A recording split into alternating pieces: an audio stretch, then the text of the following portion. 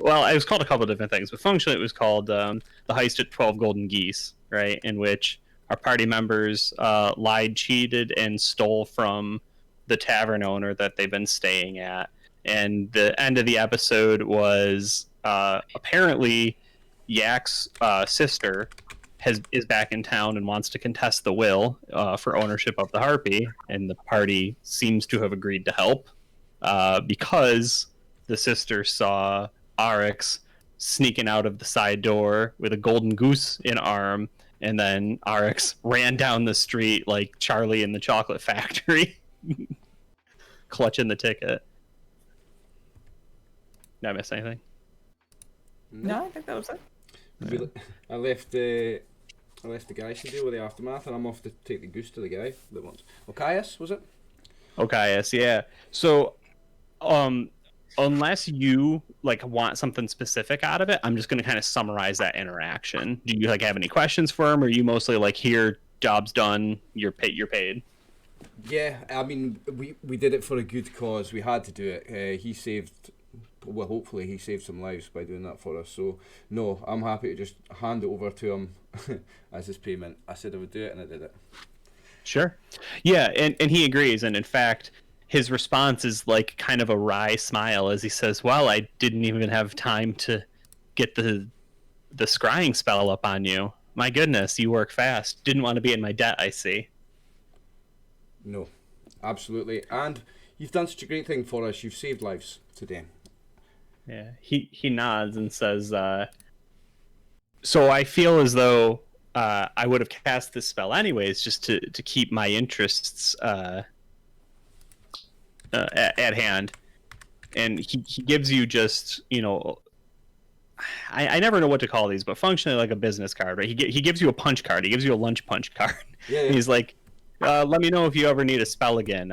Since I didn't have to scry on you to make sure the job went well, I feel as though I can give you a deal next time. Okay. I'll put that in my wallet next to the one for, what's the accountant's name? I don't remember, but I can look it up. He was a piece of shit. Yeah, that piece of shit. I'll put in my business card section of my wallet that I now have. So yeah, absolutely. You just got your little collection of like gift cards and stuff. Yeah, I mean, you know that bit in your wallet you never look at the back with everybody's business cards they give you, and you put it in, then never look at it again. I guess I've got one of those now. Yeah, woe to Money Branch Woldrove. Yeah. Woe to Rx's enemies when he starts calling in debts, let me tell you. Sorry, I had to dial the green screen back. It was destroying part of my cheek and my teeth, so I don't know what's up with that, but good lord. I got to sit down and figure out how to just apply it on two of the windows or something, because that's crazy. Yeah, he ends it with a bit of a warning as he goes, I would be remiss if I didn't say something. I feel as though the times are changing here. You should be careful. I'm going to be setting up shop elsewhere pretty soon. You mean this is a dangerous place to be around right now? Is that what you're telling me? Yeah, he nods and he says, I don't quite have my finger on it yet, but just consider it a tip from a friend. Yeah. He smiles. From a brother. Yeah. I appreciate that. Is that why you're just like... You're just getting your goose and going, because you're going anyway, so you might as well have the golden goose, right? I respect that hustle. Exactly that. I respect. Do you that. understand? I respect that, and I appreciate the tip off. Do you want to tell us any more than that? Like, I mean, it's these. What do you call the guard? Like the elf guys that are the authority here. These are the ones we need to watch out for. These are dodgy fuckers, aren't they? Brother, and I'm talking to my brother. Remember, this is the other half elf. We've had this. Sure. Yeah, I mean, you're probably a little disappointed with it though, because he goes, I'm not sure. I have been around long enough and amassed enough things that other people want and power that other people crave to know when the wind is turning. I'm just telling you what's in my gut. And he chuckles a little. He thinks he's made a pun there. Right. Okay. Well, I appreciate the knowledge, and you can count on my discretion, of course. And I give him the wink, the now trademark wink. But I give him the left eye because it's the right eye for women. He gets the left eye. Yeah, right. We don't want to get things confused over here. Yeah. Left eye. Okay, cool. So now Alicia and Winnie, I'm gonna cut to 2 days later. But is there anything you want to be doing in that time? Do you want to be doing any research, talking to anybody? You know, even if it's just like a simple downtime action, like I would be doing blank, blank, and blank. I'd be taking care of the animals, and then I might want to check in with what was that kid's name? Oh, the little kid. Yeah, He Adventure. was Helmet. Helmet, that was it. Just to get a sense of what he's hearing and seeing, and Oh, that'll be perfect. Winnie, anything for you? I'd probably still be talking to the guy about soap, honestly. Right, we just get like the turning clock, the sun goes, and then the moon goes behind the window behind him, and he's just like, man, I gotta get out of The here. SpongeBob 4 hours later. A montage of soap making. Yeah. Yeah. So I apologize because I'm gonna do a bit of an info dump here, just because like the world is changing. So that would have been like our pre-credits, right? Like the recap, because we ended on a cliffhanger with Rx just running down the street like wild, right? So we pick back up in medias res with him finishing, like hitting the door, right, and going up the stairs. Credits roll on like Island of Stars, and then we get, as is tradition, our cold open. So we're somewhere extremely far away in a deep mountain vault. The insides of it sparkle with natural veins, like gems and ores that have clearly been excavated but polished, right? They have been revealed but not removed. So this room has these seams of diamonds and gold and all this, right? Kind of set against this, you know, rough, natural, but again, very like finely polished interior vault. And the space is absolutely massive with all of these glittering gems and jewels.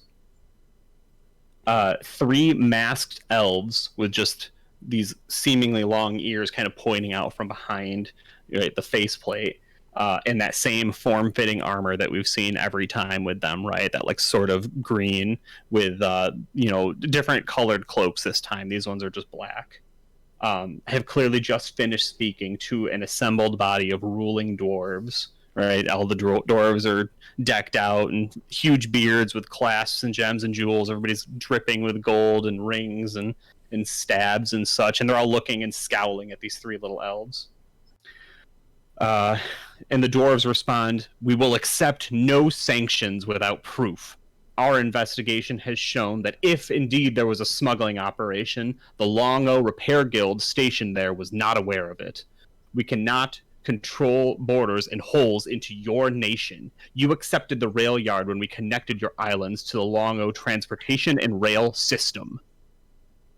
The elves, clearly unmoved, repeat in a hollow and faraway voice. And I will not be able to replicate this because I have not actually gotten a like an audio interface that will dial a robotic tone to my voice, but be thinking of it as a kind of hollow steel, like Vox response, right? And it says, "Elven lives were lost within an illegal dwarven property below our sacred islands. Auguries have shown it was your crafting and repair guild foreman that dealt the killing blow. Surrender him to us, and no further punitive measures will be taken. The workshop, however, will remain closed." And then one of the dwarves, we don't have a name for him yet, as he slams his fist on his chair, right, perhaps a little higher up than all the rest of him, signifying his importance, and he leans forward with a shaking finger. "I will not give you a single drop of dwarven blood when you come here without facts and presume to tell me I have broken your laws. Be gone, lest the day end with another elven life gone from this world." There is silence throughout the vault as the elves' eyes seem to glow behind the mask. A high-pitched whining noise starts, and several guards, dwarven guards, look anxious. So we cut away from that scene. So that was like a council meeting between the dwarfs and the elves, really, yeah? Mm-hmm. And they're pissed off about... The elves are not happy with the dwarfs, and they want the guy responsible for the elf that died. Yeah, that's your foreman. Yeah, the foreman. What was his name again? I remember him.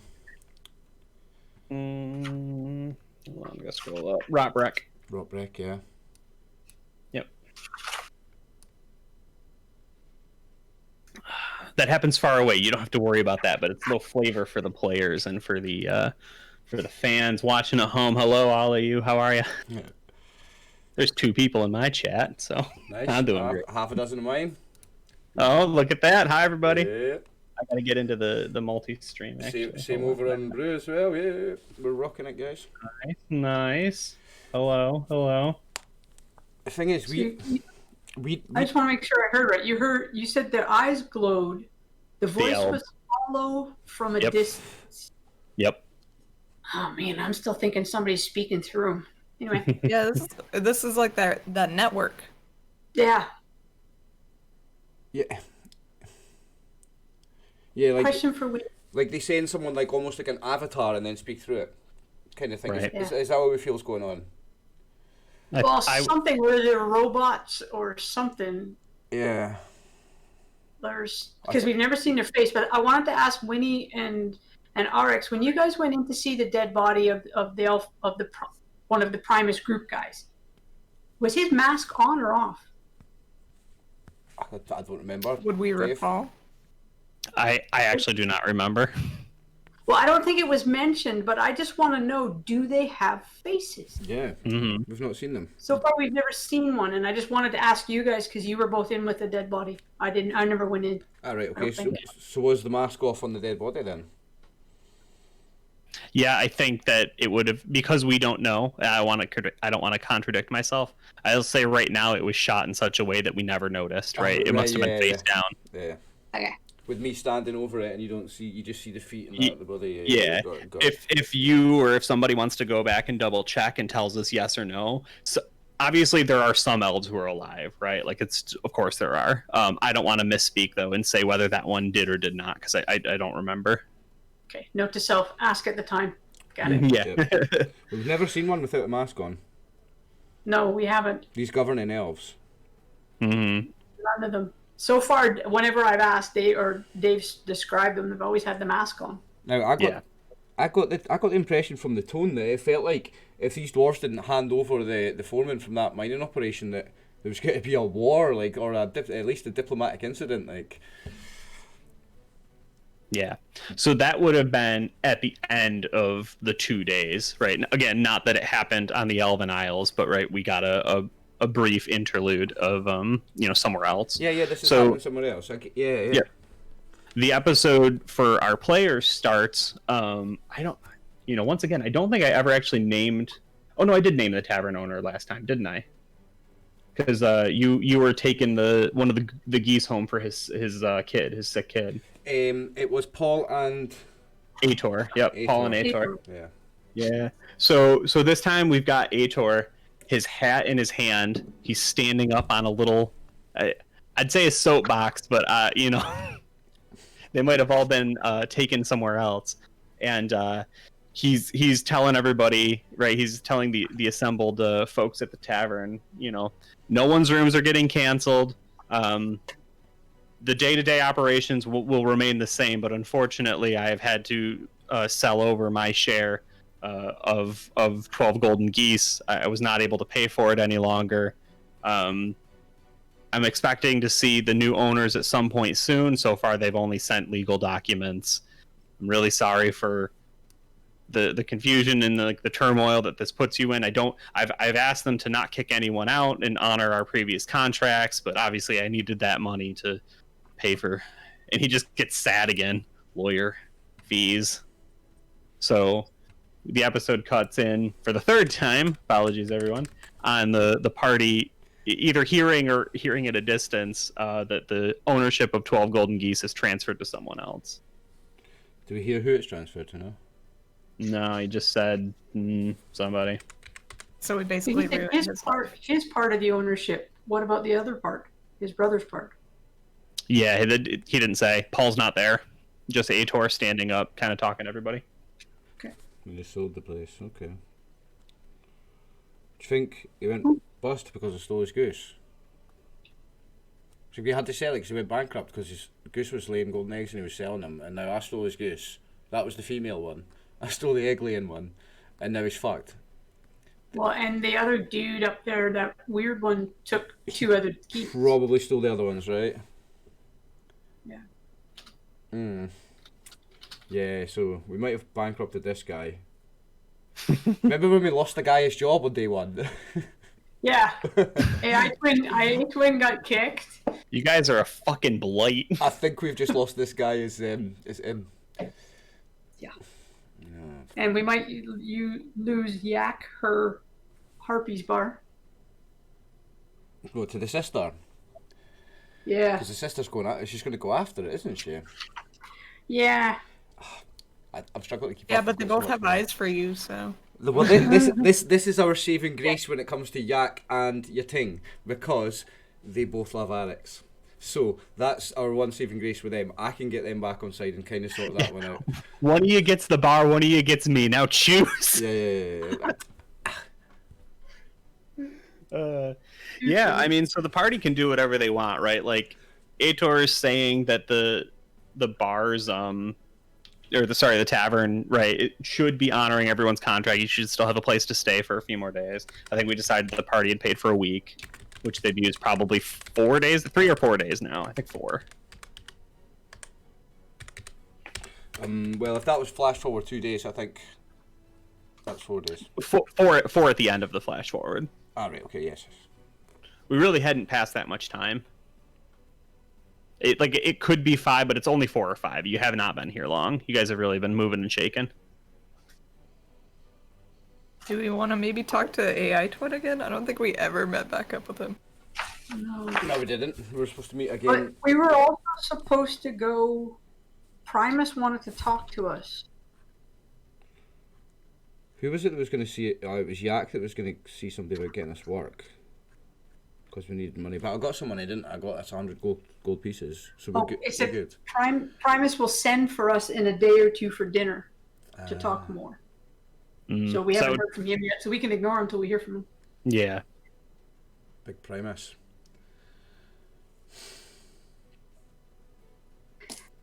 I don't like these guys, Primus, Secundus, these whole governing elves here. I do not trust them one bit. They are not what they appear. They're fucking vampires or something nasty, and I don't like it. I'm scared. I'm frightened. AI vampires. Because my dog can't smell them, so they gotta be either metallic or synthetic in some sort, or a vampire. There's something, yeah. And we can't see their face and their eyes glow. Do vampires' eyes glow? Depends on the source material. But I think, yeah, depends. Are we talking Twilight vampires or Blade or... That's like my favorite thing for what we do in the shadows is the energy vampire. His eyes really flash when he feeds.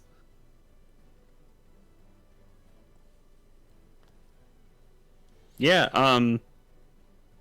so you guys really have, carte blanche to go wherever you want, but it has been a while since you've seen Itwin, if you want to try tracking him down, right? You knew his routine. I'm actually... at least... I'm wondering if we would be able to have a sniff around for Snorri. What do you think? Because, guys, he's the only... Like, so far, dwarves we've met here have been the dwarves underground in the incident. The Darrow, like this evil astral planal, where are they from? The Darrow, not they're like demonic or something like that. Yeah, they're bad yeah, dwarves. That guy that stole the other geese, he was one of them. So the only dwarves we've seen around are the guys downstairs, this fucking freak, and Snorri. And we've got to find a dwarf that's this trader that's got this item. I think Snorri's our man. I think we need to chase him down.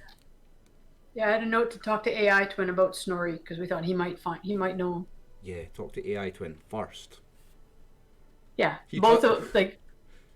go and apologize again. Ask how his new job's doing. Yeah, he trusts us. We lost him his job.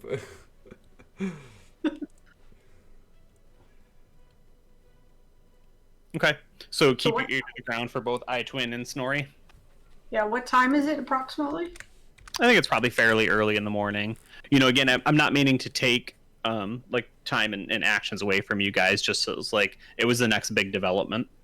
Okay, because he supposedly works till 4 o'clock or something like that. So, yeah. Is there any supplies or anything we need to get? How's your soap doing there, How are Winnie? we doing for soap? Mm-hmm. Oh, I probably need some more soap. You never have too much, Well,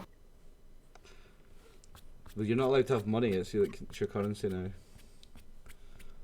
Yeah, I guess for how for the means that I provide, yes. How much money can you have? Can I get you anything? I got us some money. Remember, I swindled some money from that guy when I kidded on me with a charity organisation or something.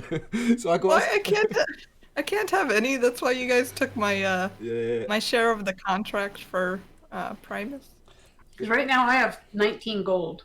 Is there anything you need, Winifred, that I can carry for you? Like something that you need as an adventurer, but you're not, your status as a peasant cleric doesn't allow you to. Can I help with that? Can I carry something around for you that you can maybe use? Do you know?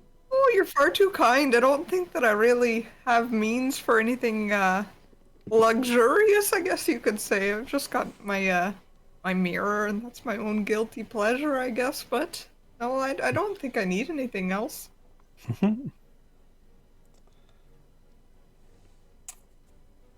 I feel bad that we can get all this money, but you can't have a nice thing. I want Oh, to. you've been giving me food and stuff, though. I want to buy her like a new mirror or something, like a nice one that's got like some little gems in it or something, but she's not allowed to have it. I'm trying to like think of something nice she can have, and she can't have nice things. Pretty much. How about Winnie is practical the reason Winnie can't have nice things. Yeah. Oh well, just thought that counts. Morgan to carry some stuff. So you've got the ladder. Is there anything else that you've thought of during our adventures that would have been helpful that we could put on Morgan and you would have access to? Well, I mean, this pot in my backpack is a little bit heavy, but that's about it. We could put that on Morgan. But is there anything new that you've thought of when you were down in the caves or something where you thought, I wish I had? No, I don't Because it's think hard so. for me to see from your height, so I just was asking. Have you got a soap making kit? So you can make soap. Do they make those? Oh, I mean, I don't know. I guess. Like, how do you make soap? I don't know. Like IRL, my friend makes soap, but I don't know how With he does it. lye and some other stuff? Yeah, animal or plant fat in some capacity. Yeah. Don't know. Is it a non-weapon proficiency? I doubt it is. Soap making. There we go. Homebrew it, Dave. No. Trust me, I would I have got it. I think that if you want to get some soap making kit, that's fine. You can find something, right? Right, okay, I'd like to go out and try and find something like that. Whatever it is, whether it's a little knife and like a mould, or, like a press for making bars of soap and like a knife for cutting it, whatever, like the components of a person making soap by themselves is. I want to go out and get that for Winifred as like a gesture for, I'm sorry for being a pain in the ass and sleeping with all these women and stealing geese and like getting us in loads of trouble. Here you go, here's a present for you. You can make your own soap. Rx, you're far too kind. I really can't thank you enough for this. I've been meaning to carve my own soap and maybe carve it in the form of Freya. I can't even imagine how great this is gonna be. I wanted to gift you with something practical that you can have that I know you're going to get a lot of use from. It's an apology for all my antics and being a liability as well as a gesture of my friendship. Now I have to think of something for the barbarian. Get a big fucking axe. So do you want to, this is not a like a penalty sort of roll, but if you just want to do like a charisma check as you're kind of wheeling and dealing around the market, right? See who's got the best deal for you, kind of thing. Just see if I can get cheap. Yeah, exactly. Got him. Nice. Well, let's see what we can do here. I just want to look at like some comparable kits, right? Because I imagine it's got like 2 or 3 of the little pie. The only thing I can think of is like the pie makers. You could bring it camping. You know what I mean? I figured like little like knives. Right. For shaping it. Maybe a nice little container to mix all the stuff in. Yeah. Sure. Pour it into the mold. Yeah. Like, I don't know. Are you going alone, or is everybody kind of going along? I tell you what, right? I'm going to go alone because I want to get that for Winifred, and also I want to buy something for Alicia. Let's buy something nice for Alicia. So, sure. I would like to buy her. Now, how does Alicia dress? I know she's a barbarian. Does she wear armor? Yeah. Right. I'd like to get her like a nice cloak that's like like fur lined, like with a fucking lion head that she can pull up over her head or whatever. If I can afford something as nice as that, or if that's going to be available, like a really cool cloak that's made out of animal skin with the animal's head still on it, and that's the hood. Sure.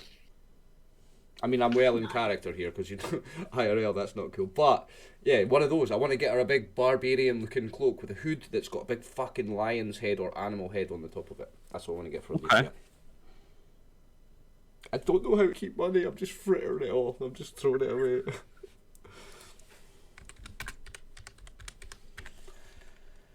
We might want to hold the money, Winnie. So we've got go ahead and roll me just because we have roll 20 3d28. I just want to see the animals that are like getting taxidermied today that they'll have available for you. 3d28. Yeah. Jeez, I've never rolled 3d28 in my life, David. Yeah. It's exciting, isn't it? 27. So we've got we've got a 4, an 8, and a 15. Yeah. Oh shit! Thanks, Squid.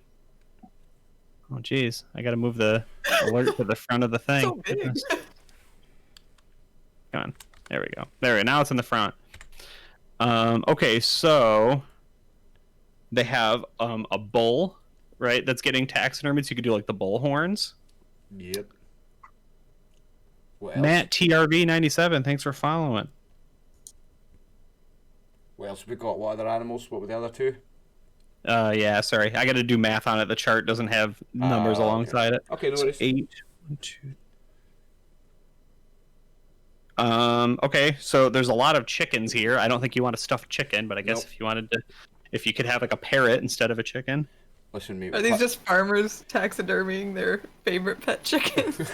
We've had enough of birds for now. I want to get. Listen, if there's nothing else, the bull will do. That's cool. So I guess it's a bull skin cloak with the head, the top of the head, and the horns still on for the hood. Yeah, that's going to be the best of them because the other one is a goose, which is funny. No, it's ironic. But no, they're going to kick my ass if I go back with a goose. I'm trying to get these gifts to be nice to them. So I think bull's probably your best bet, at least for today. I mean, if you want to put the word out there that you're looking for an exotic animal. No, I think bull's good for a barbarian. Yeah. Yeah, I hope she likes it. I'm going to give her this cloak and the soap making kit for Winifred, and that's my good deed for the day. Buying gifts. Yeah, so I think the soap making kit I think would have been about 5, but you can get it for 3 gold. Get a little bit of a discount. The bull price is 20 gold, but I imagine that's mostly for the meat, so I think probably about the same, right? 4 gold. But for a cloak. Yeah, for for like the skin and then the hood with the horns kind of thing. Oh yeah. Okay, so how much was that total? 7. Easy peasy. 7 gold total. Yeah. I'll buy those then. Cool. Yeah, they'll have you. Cool. I'll take 7 gold from my character sheet. Nice. And now I need you to roll me a d6. If we match, you get a little encounter here. Cool. Just a moment, then I'll take this gold off my sheet. Yep. What did you say, 7? So it's 1 on 0 gold left. Okay. You want me to roll a d6? Yeah, I just want to see if we match. A goose is just an exotic flying chicken. You're not wrong. No, okay, so we've got a little encounter that's hanging out somewhere near the market. We'll see if you guys hit it when you pass through next time. Okay. Right, so that's what I buy then. I want this this bull head cloak and soap making kit. And that's me. Yeah. That's what I need to do. Nice. And then gift them to the gang. Absolutely.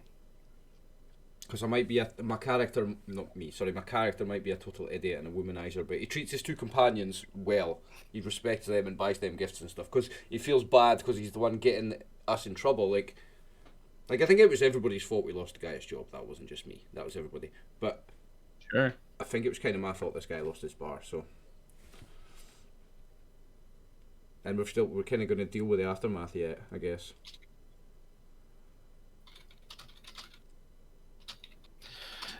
Do either of you, Alicia or Winnie, want to be doing anything while he's gone, or do we want to cut back to RX coming back with your goodies? I think I'd probably just be maybe out with like the farmers, just seeing if anybody needs help or prayers or anything. Yeah, actually, that reminds me. Alicia, you wanted to talk to Elmet about what was going on around here.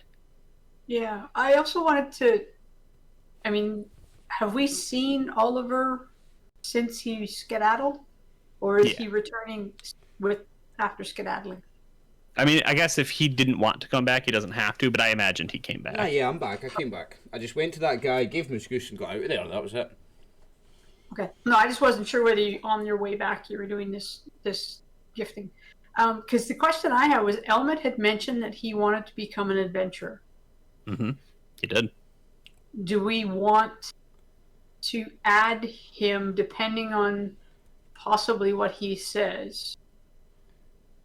Like, he may be out of a job soon. We don't know. Yeah, we might be owe him it. Pardon? We might be owe him it. Do you know what I mean? Because he's going to be. We might be. He did provide some information, but he was really keen to become an adventurer. Do we want him to join our party? I mean, the repercussions of that are when he dies. And how bad you feel about that. Like, none of us have died yet, so we're 3 for 3. Do you know what I mean? But then, if he joins us and then he dies, we're not going to feel good about it. I don't know. True. I mean, like, that's as long as my moral dilemmas last. You've seen my alignment, Dave. That's it. Yeah, sure, bring him along. He can go out in the front. He can be the meat shield. Absolutely. But shouldn't we leave that decision to him, though? His life? Yeah. But we can offer him it, if he's interested. Yeah, maybe to see what if he brings it up or whatever, because it sounds like we're probably going to be leaving soon. Weird, I know. Hear me out. This may be the last interaction with him, so that's why I thought I'd mention it. Yeah, okay. So you want to cut in on that scene then, and then at some point Rx will come through with all the goodies? Yeah. Okay. And forgive me, I never remember the voices I use for people unless they are like extremely specific. I usually just kind of do a thing. But he was a young kid, so I'm gonna try. We'll just make it nasally, you know. He was like, "Hey, Alicia."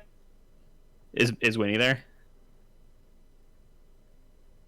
No. Okay. Hey, Alicia. I've been doing a good job with Maverick and Molly. Morgan, yes. Good horse. how's your day been going? I haven't seen you for a bit. Well, I heard they did the announcement at the inside. They did one with us earlier today. I think ours was a little tougher. What did they say? Bringing in new people. You're kidding. Not just new owners? No, getting rid of everybody. Nobody's seen Paul. Wow. Where do you think he left, or something bad happened? I think he might have. Well, and he like leans in a little bit. I don't know if you're okay with that or not, right? He gets very close. That's fine. I think oh yeah, no, I was leaning in. Oh, sorry. I looked away to make sure I remembered the brother's name. I was like, I don't know, something with Nay. Ator. I keep my notes on one side and the game on the other. Between the two of them, I can't miss. Dave, it's Rota backwards. I'm obsessed. Oh, I can't stop doing it, and he's Rota, and I'm obsessed. I'm paranoid. So he leans. He says, "I think Paul tried to take it into his own hands. You know, the goose was stolen. I think he. I don't like thinking about it. I knew Paul. I've known Paul my whole life." So you think Paul was involved in the theft? I don't know. I put in to be an apprentice at a few other places, but I liked the animals. I don't know that I'm great with them, but I'm patient. I know my animals like you. They don't know. Thanks, Alicia. They don't know it was me.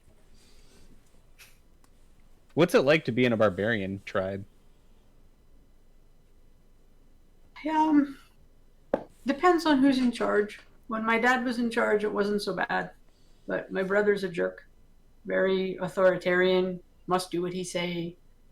I'm a female, I don't count. So I didn't get along with him when we were little, but as soon as he became in charge, he's not a nice man to be around. Well, my parents told me I should behave, but Alicia, I think that's fucked up.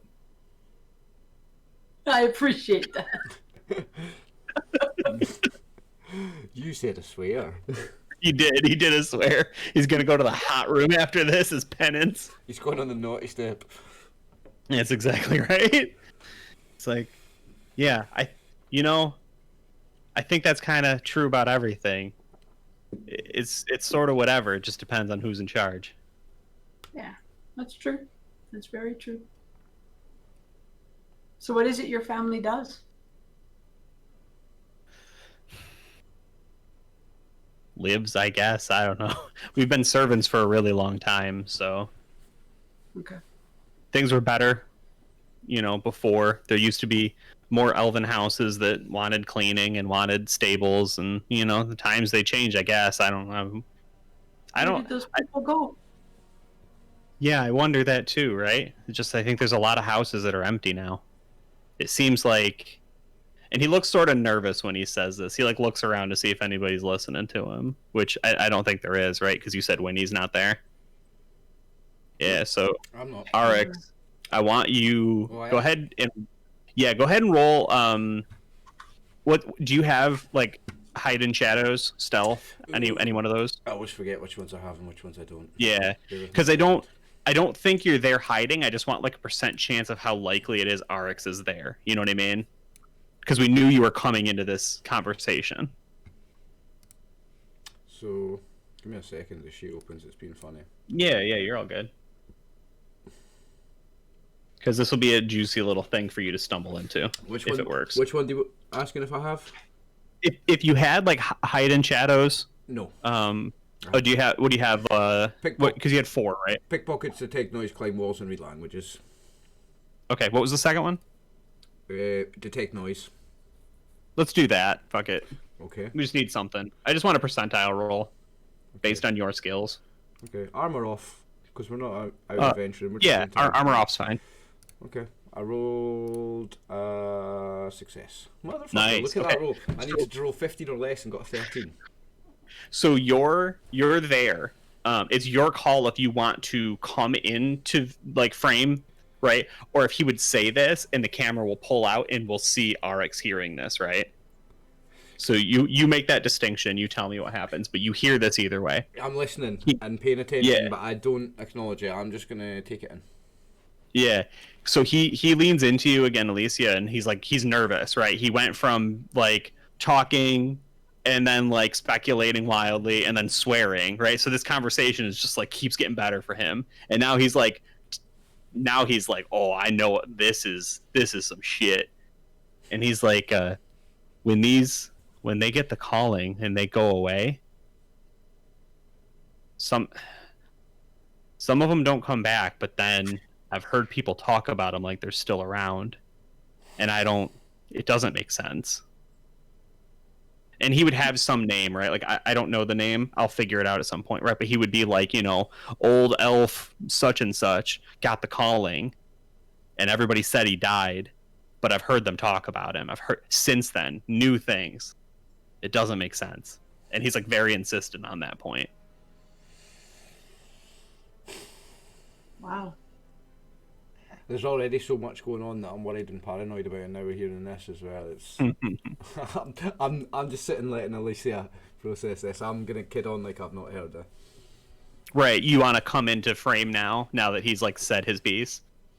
Sure, I'll come into frame, but I'm just gonna slink in the background and let her talk to him. I'm gonna act like I'm not hearing what he's saying. Yeah, he has no reason to think you heard him. Yeah, okay. You're just there now, so he nods Alicia, right? Like your pact is made. He's told you secret things, right? And he's like, well, I think I'm here for another week or two. They really didn't have a date, but Ator said that the new owners were going to come in with a lot of folks. We had to show him the ropes, and then he couldn't guarantee our jobs anymore. So you might be looking at a new junior blacksmith. Oh, wow.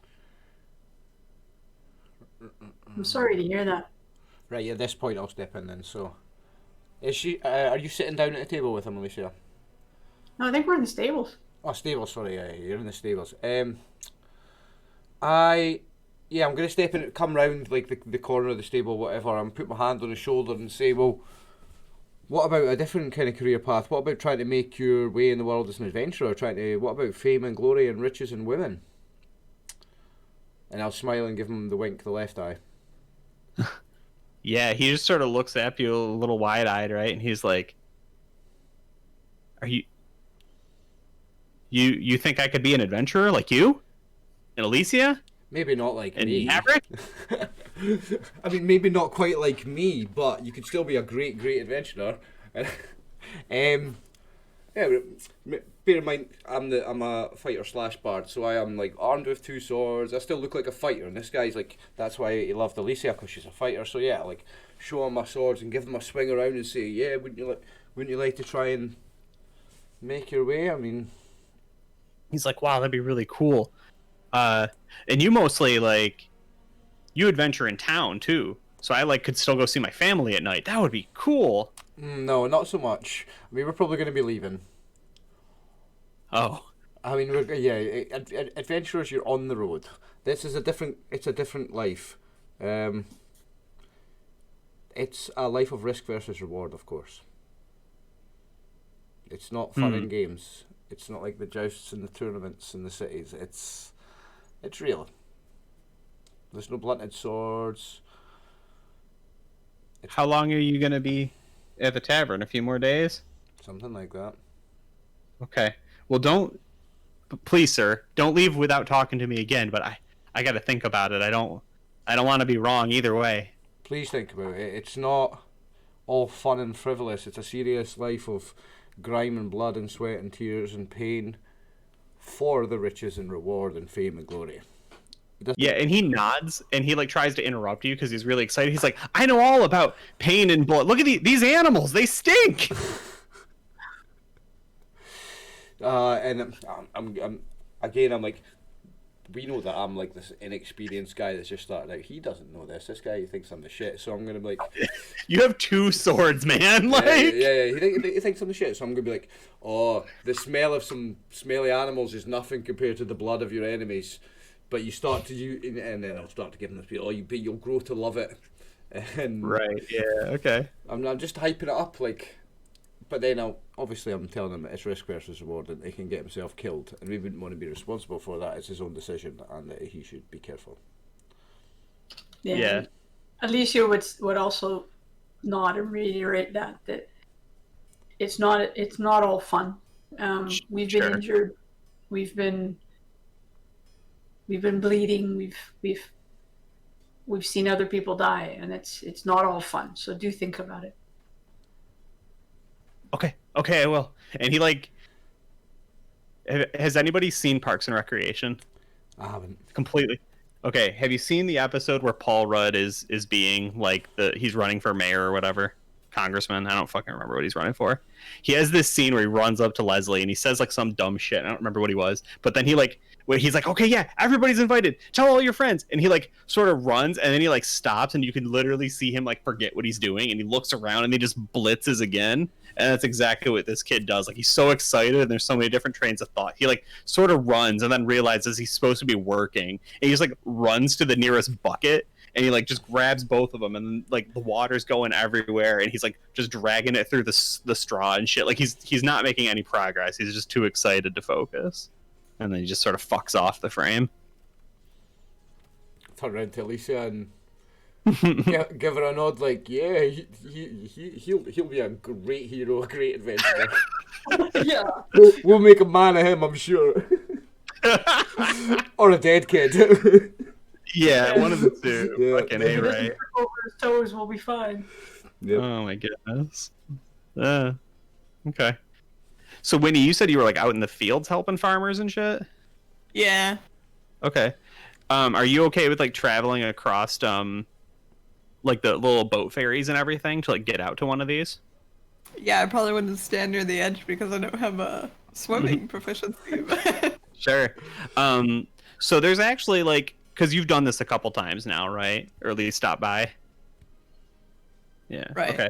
So they're gonna come up to you and like, I'm gonna speculate here. I don't know that this is a stereotype that is true, but it's true in my worlds right now, right? Like these farmers fucking love to gab. They just live for standing there, hiking up their pants, On the fence. chewing on some tobacco, and just fucking talking all day long, right?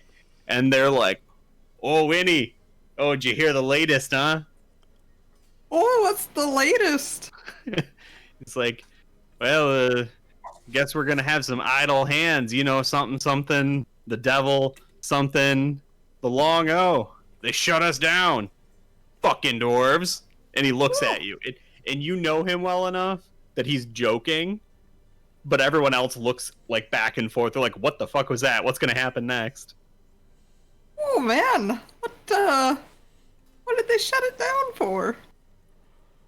Right, and so the you know, whatever chief farmer, right, starts cackling because you just took it in stride, right? Like he was trying to make a joke, and he's like, oh, I don't know, some dispute, something or other. Oh, goodness. Oh, what does that mean for you? Well, grain's got couple weeks, maybe a month stored right before it'll start going bad. Mice get into it.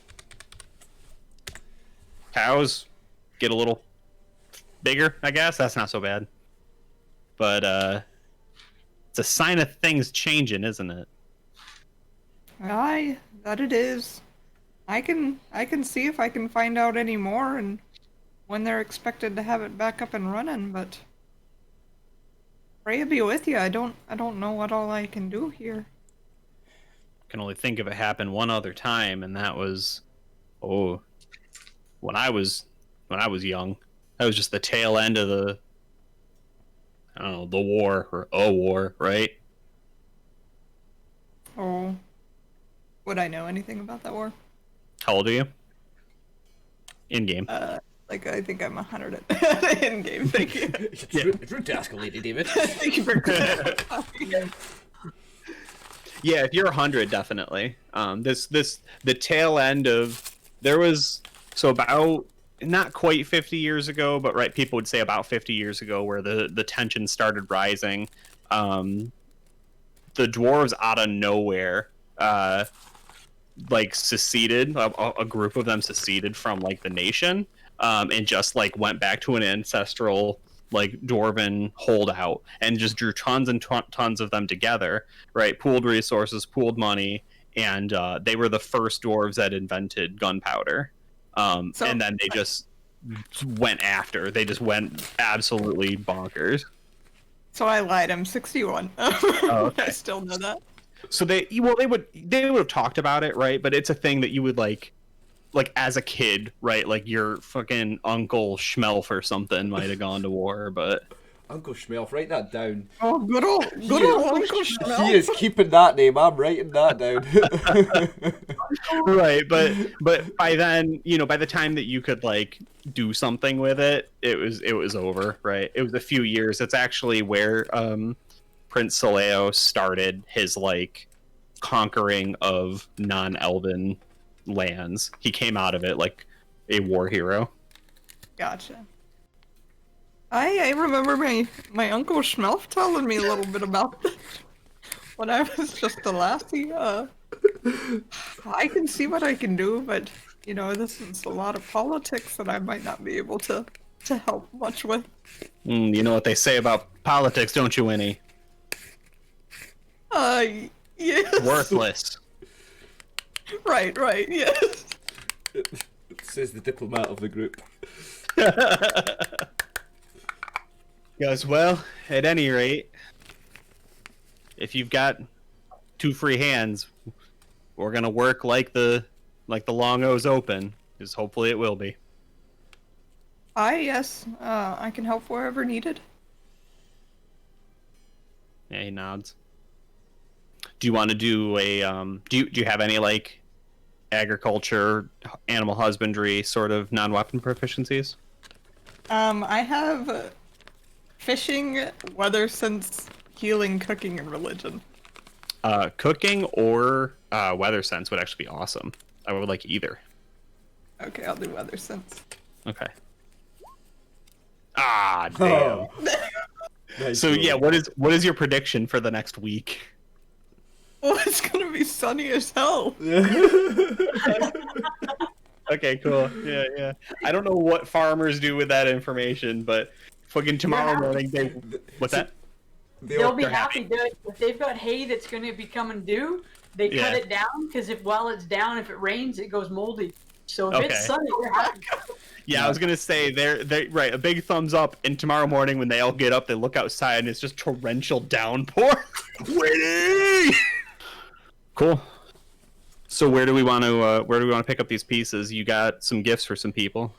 Yep, so I'm happy to take it from there then. I'll come back from market with the cloak for Alicia and the kit for Winifred.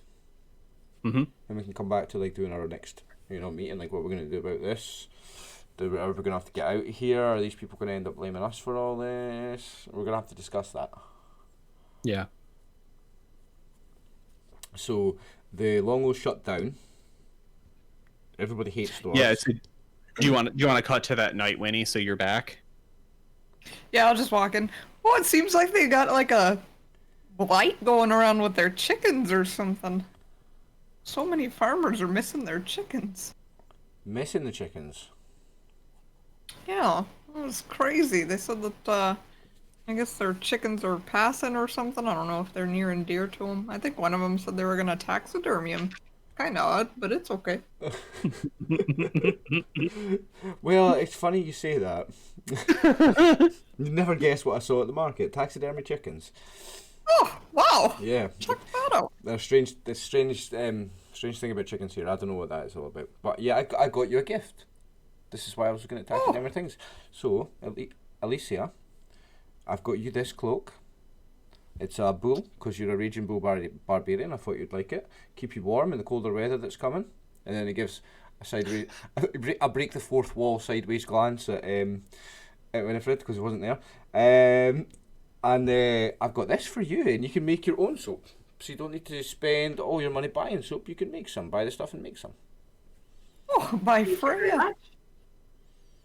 Too kind of you, Rx. Can't even thank you enough. This is a beautiful cloak. I like it. Puts it on. Put it on. So, team, what we're going to do here. Are we going to skip town? They're going to blame us for the Longlow getting shut down. Aren't they? I feel like they're going to just use us as the scapegoat here and we're going to get the blame for this. I don't know if we should just get out of here. I'm very paranoid. I'm surprised you got back here without somebody grabbing you. We need to find Snorri also. If we're to find this merchant, this dwarf merchant, we need to get a move on before it's dangerous for us to be here, I think. Well, it's almost time for Itwin to get off work. Shall we go see if he knows anything? That's a good idea. Aye. Twin. Aye. And I think I'll bring Morgan with me this time, not leave her in the stable in case we do need to skedaddle quickly. Is there anything we need to get from our room? Winnie, did you leave any soap behind? I don't think so. Always Maybe some shavings on the counter, but... Yeah. Okay. So did I miss anything in particular?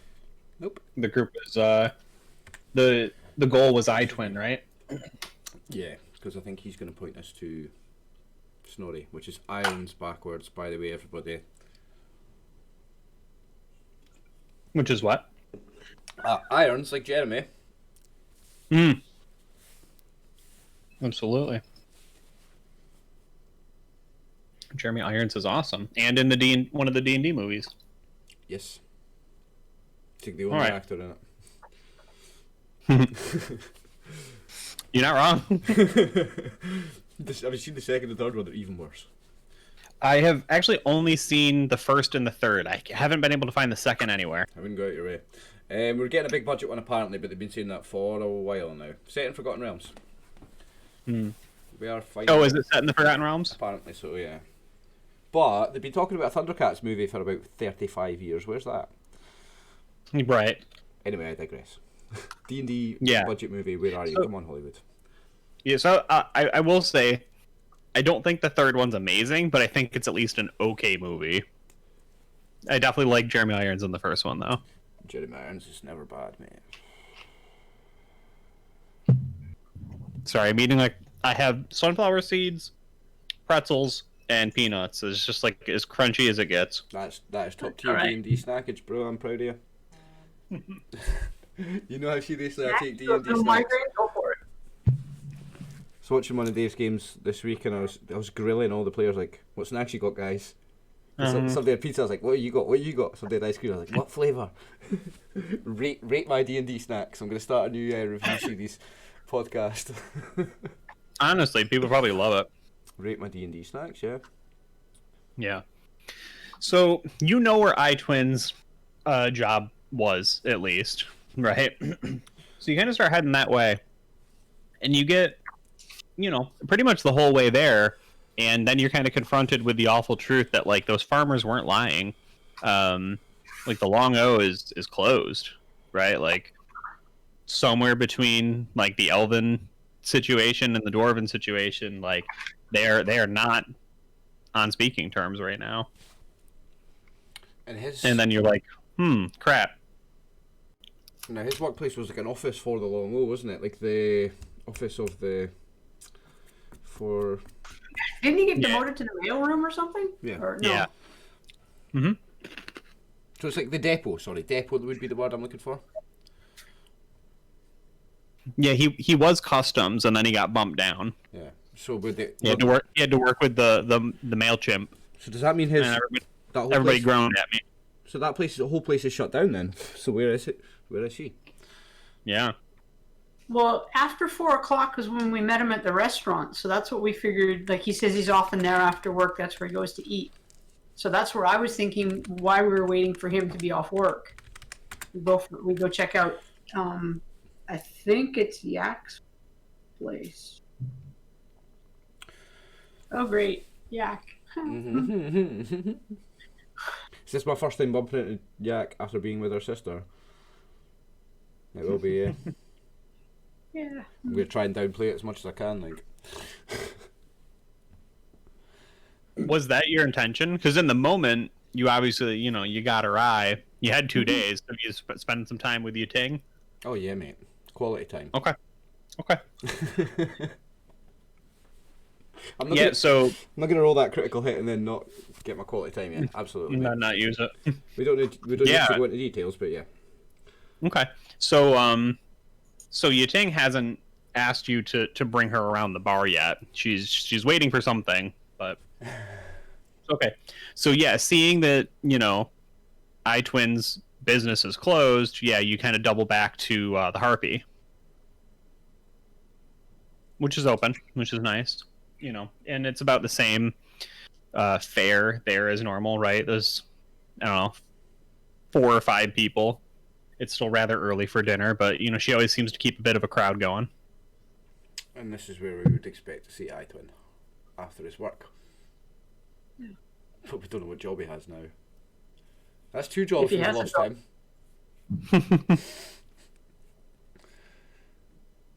Well, yeah, I have no idea what the customs guys. If there's no train coming in, there's probably no customs. So who knows? We just sit around here and have dinner and wait for him to see if he shows up, I guess. Yeah. So Yak will come by. She just says, "Well, I haven't seen any of you around in a few days." Yeah, I had business to attend to. Oh. That's what this is, huh? Business. Got it. Business pleasure, a little from column A, a little from column B. You know how it is. And give her the wink. The right eye, remember. You want me to roll for that? Yeah, go ahead. Nice. Let's see if she still has a soft spot for you if she's mad. Boom. Nailed Okay. it. That's way under my charisma. Yeah, she's like, "Well, it's good to see you, especially in such trying times." Tell her she's looking beautiful as ever. Yeah, she laughs. Says, "So what's going on with the hostel I put you up in? I heard the Golden Geese is shutting down. Or changing." I heard it's changing ownership, yeah. I didn't hear any more than that about anything, about any geese or anything. Nervous smile. She's like, oh, weird to specify, but okay. So yeah, has Itwin been around? Is he still coming around every day? She sighs, her shoulders slump. She looks at you with a pained expression. Okay, so I'll raise my eyebrows at her. Like, go on, tell me more. She says, oh, little Itwin. Well, he didn't take his demotion very well. And then, obviously, news circulates fast inside the Long O. When they started saying that they were going to shut down due to some difficulties with the dwarves, he's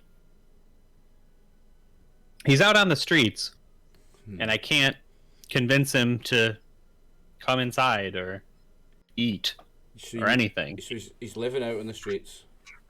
She sits down, right? Like she was doing something when you guys came in. She like worked her way over, right? She sits down with a tray, and she's like, "Rx, he's like a mad barker. He's screaming at all hours of the night about religion. He's gone completely crazy." Oh my. Okay, so where did you last see him? Where in the town did you last see him? He's moving around. Sometimes he's like they pushed him away from the market a few times, and obviously the religious district doesn't want him. So I think he's probably in the alleyways with the beggars, the poets, the dirty beggars, the dirty beggars, the crippled poets. Right? Okay. Trevor's over there with him. What's that? Trevor, the dirty beggar, is over there. Well, that's it. Right, exactly. We've got some contacts in that circle, so I guess I'll look at the guys. Like I think we need to go looking for him. Like Itwin's gone mad, and it's kind of our fault. Or we started the ball rolling anyway. I agree. She says, "Well, let me feed you at least. I haven't seen you in days." Yeah. Okay, so I'll buy dinner for everybody. She laughs. She says, "You don't need to buy dinner here. Come on." And she gives you a playful punch on your shoulder. Yes. Okay. I give her a playful. Oh, that like that, like it hurt, and then give her a wink. Oh. One of them. So I guess we'll eat then. Yeah. And then I think we need to go find Itwin.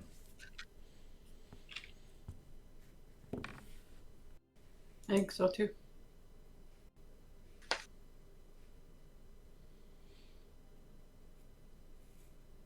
Any other questions for Yak? No, to downplay the Yak situation as much as possible. That's just another thing that's going to get me in trouble. Because she doesn't know about me and her sister doesn't know about me and her. Like, they're unaware of each other at the moment. Elise is the one who had the conversation with Yachting. Yeah. Correct? Yeah. I don't know if I want to bring it up. Reasonable. I think letting sleeping dogs lie until somebody confronts me with it is the safer way to go. And if Alicia does bring up Yachting, I will give her I'll look as if, oh, who's Yachting? I've never heard of her before. Like, do you know what I mean? I'm going to plead ignorance when Yachting is mentioned, if she is mentioned. Yeah, she has no reason to bring her up. As far as she's aware, that's been settled long ago. Yeah. Okay. So you pretty much just eat, make small talk, keep, up on your relationship. Yep. But otherwise, the next scene is going out into the streets looking for Itwin. Can we keep an eye peeled for Snorri too, maybe? Absolutely.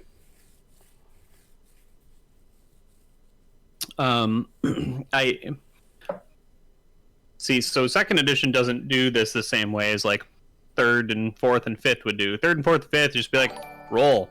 Did you find him? No. Okay. Try again. Right. Second edition is really more interested in where do you go, who do you talk to, who do you look for. Well, I guess I want to go back to near the warehouse where we fought the dust methods, because that'll be our best chance of bumping into Trevor and work. Okay. I think. What do you think, guys? I agree, unless I would have knowledge of where to find them based off of my class kit. Oh. I would say you have this skill, whereas a lot of people could theoretically throw money at the situation, but might not get a lot for it, right? Like, I'm gonna generalize again because it's not like I've actually done this, but I would be inclined to believe that if I went up to someone living on the streets and handed them a couple dollars and asked them for information, it's literally a total crapshoot what I'm gonna get, right? Yeah.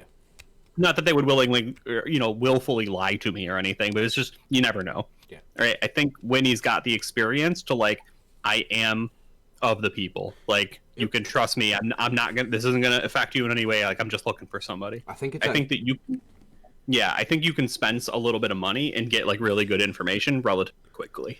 I think I read your kit. It's detailed in the kit. Like, you get amongst peasants, you'll always be housed, you'll always be fed, and I can't remember, but I'm pretty sure it pertains to information as well. Like, yeah, you get I think +2 to their reaction. Mm-hmm. Right. Yeah, I'm totally down with that. I think that makes perfect sense, right? Yeah, I think Winifred, if you were to ask around, it's her best bet. Yeah.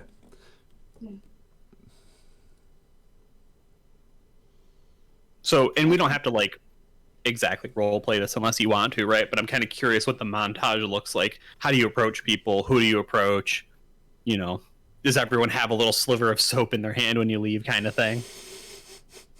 I mean, I think I'd leave them. I'd like to think that I'd leave them with that, Mm-hmm. Yeah, reasonable. Just handing out soap to beggars. Mm-hmm. But what if they're offended? Yeah, it's kind of like handing out like sack lunches, Like, I'm just going around and, oh, how are you today? Can I offer you some soap free of charge? Just freshest blessed soap. Hopefully it brings you many blessings and good fortune. And would you happen to know anything about a fella named Itwin or a dwarf that is named Snorri? Yeah. Let's see. Okay. Oh, yeah, and somebody replies like, "Oh, that Itwin, yeah, getting into lots of trouble lately. I've seen him. His friend, family." Hi, we're friends of him. Unfortunately, I think we've kind of led to some of his misfortune lately on accident, and we're just trying to set it right, and we're hoping you can lead us to him. Yeah, poor Itwin. He has had a rough go of it. He's been getting into fights. He's been making trouble with people. He's getting in faces. A lot of the towns will let you, and the guy will snicker, right? He's like, they'll let you be a little weird, get in the way. But Itwin's going up and grabbing people and screaming in faces. Oh, this poor boy. Do you know where he was last at? Yeah, I saw him kicked out of the market. Would it be about midday yesterday? And he just sort of started walking, just sort of mumbling to himself. Any idea where he might be staying at night these days? Yeah, I think they'd give you a few suggestions, right? Like, and similar to that, right? Like if you have like the relative, like, okay, we'll take this ferry, go to this island kind of thing. Like I didn't name all the districts or anything. Oh, Freya be with you, and here's some soap, and if there's anything I can do for you, just let me know. We're at the inn that's undergoing the management right now. It's changed. I don't know if you ever want to stop in there, but if you do, just call for Winifred and see what I can do to help you. Yeah, he'll nod. He'll say, "Thank you, Winnie. Thank you. You're welcome. I'm gonna use this soap. I'm gonna get clean. I'm gonna get a job. Get clean. By golly, you will. And then, like, as soon as you leave, he sort of like flops down, right? Oh. Oh, toss a coin to your Twitcher. I like that. We'll do a cover.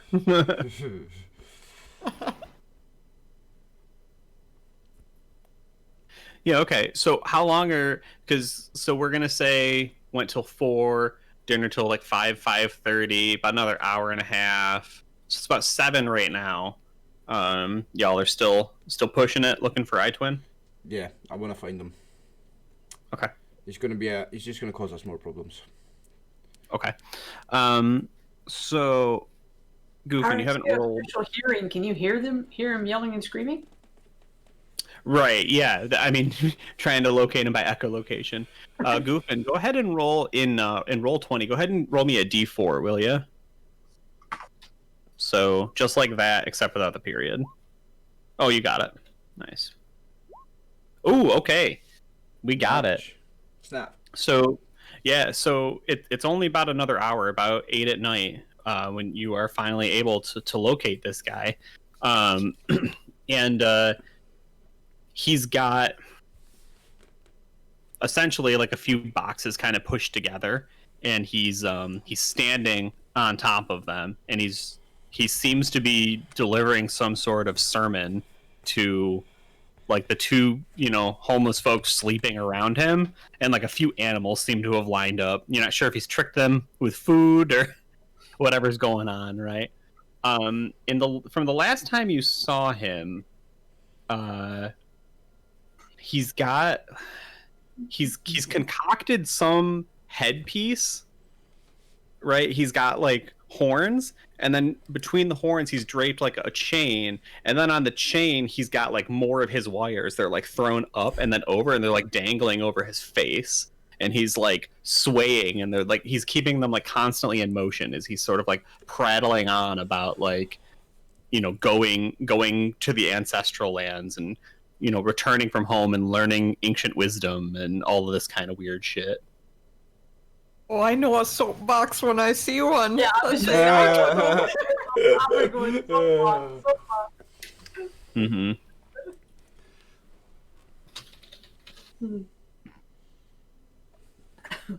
I guess we'll just walk up to him and... Hey, Itwin, is that you? Yeah, and he just like... He turns kind of wide, right? With bloodshot eyes that have not seen sleep in a few days. And he's like, "Come, all ye faithful. Joyful and triumphant. Hail to the ancient dreams." Now, what god is it? Please tell me it's not Freya. What god is he preaching? I swear I'll keep the faith. I swear I'll keep the faiths. From the depths. From the deep. Is it Cthulhu? From the tangle. Or the tangle? Oh, my boy.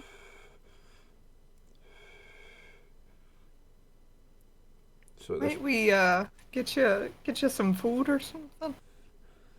And he right, and he recoils and he jumps off of his box. And he says, he finally like seems to move past the prayer and the chanting. As he says,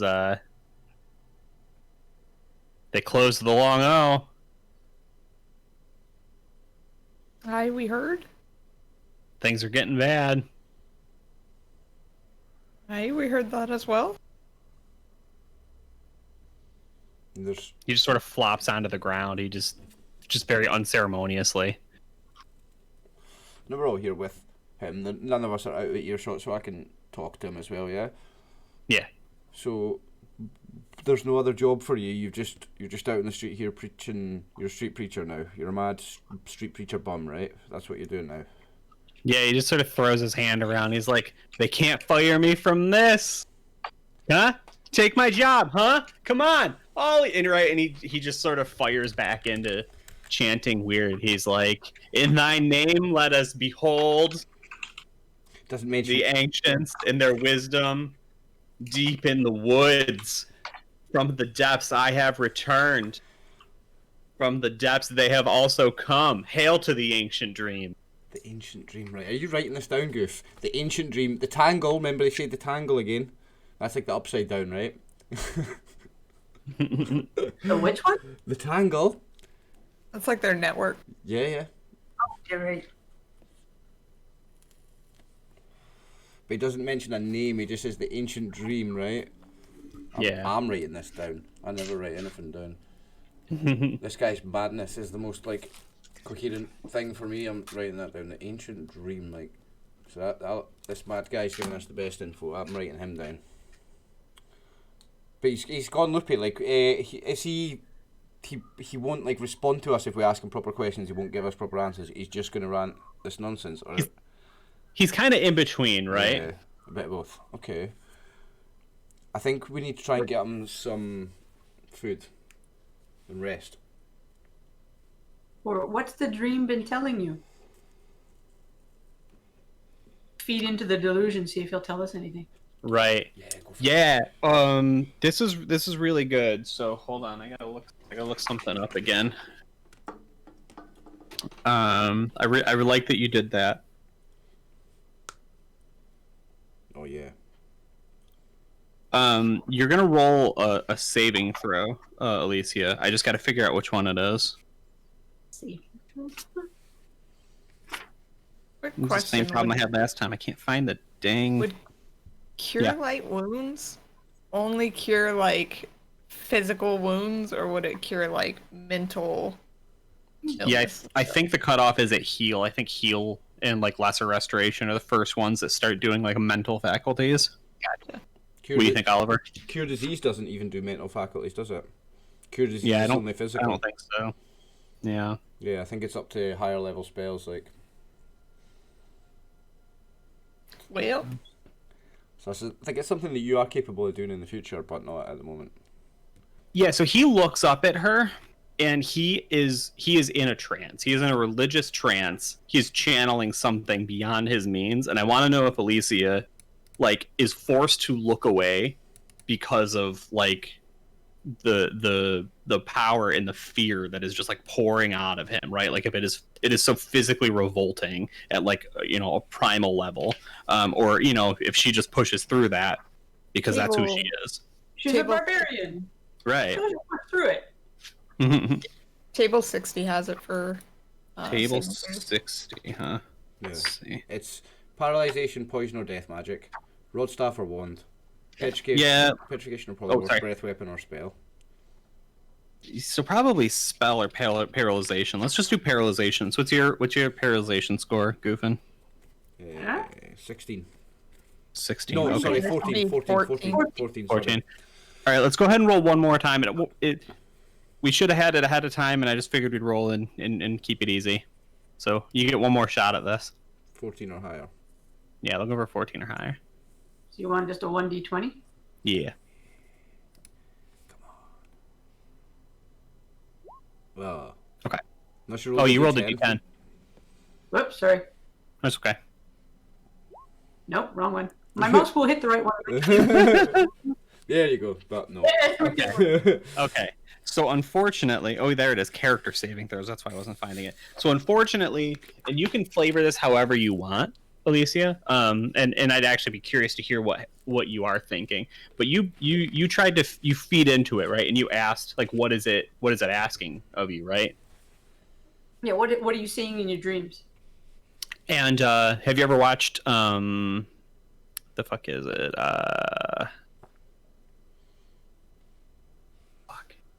Event Horizon. You ever watch Event Horizon? No. Okay. Event Horizon's like, it's a really good movie. Probably as close to a Warhammer 40k movie as we're ever gonna get. But like, the entire ship goes mad, and there's a dude who like carves weird runes onto his like eyeballs and I think technically his eyelids, right? But he's like just super crazy. Right. And that's basically what happens here. Is you get this like fractured flash you see like behind the veil of what's going on with Itwin, and you're looking at him and he is just like, he's so gone.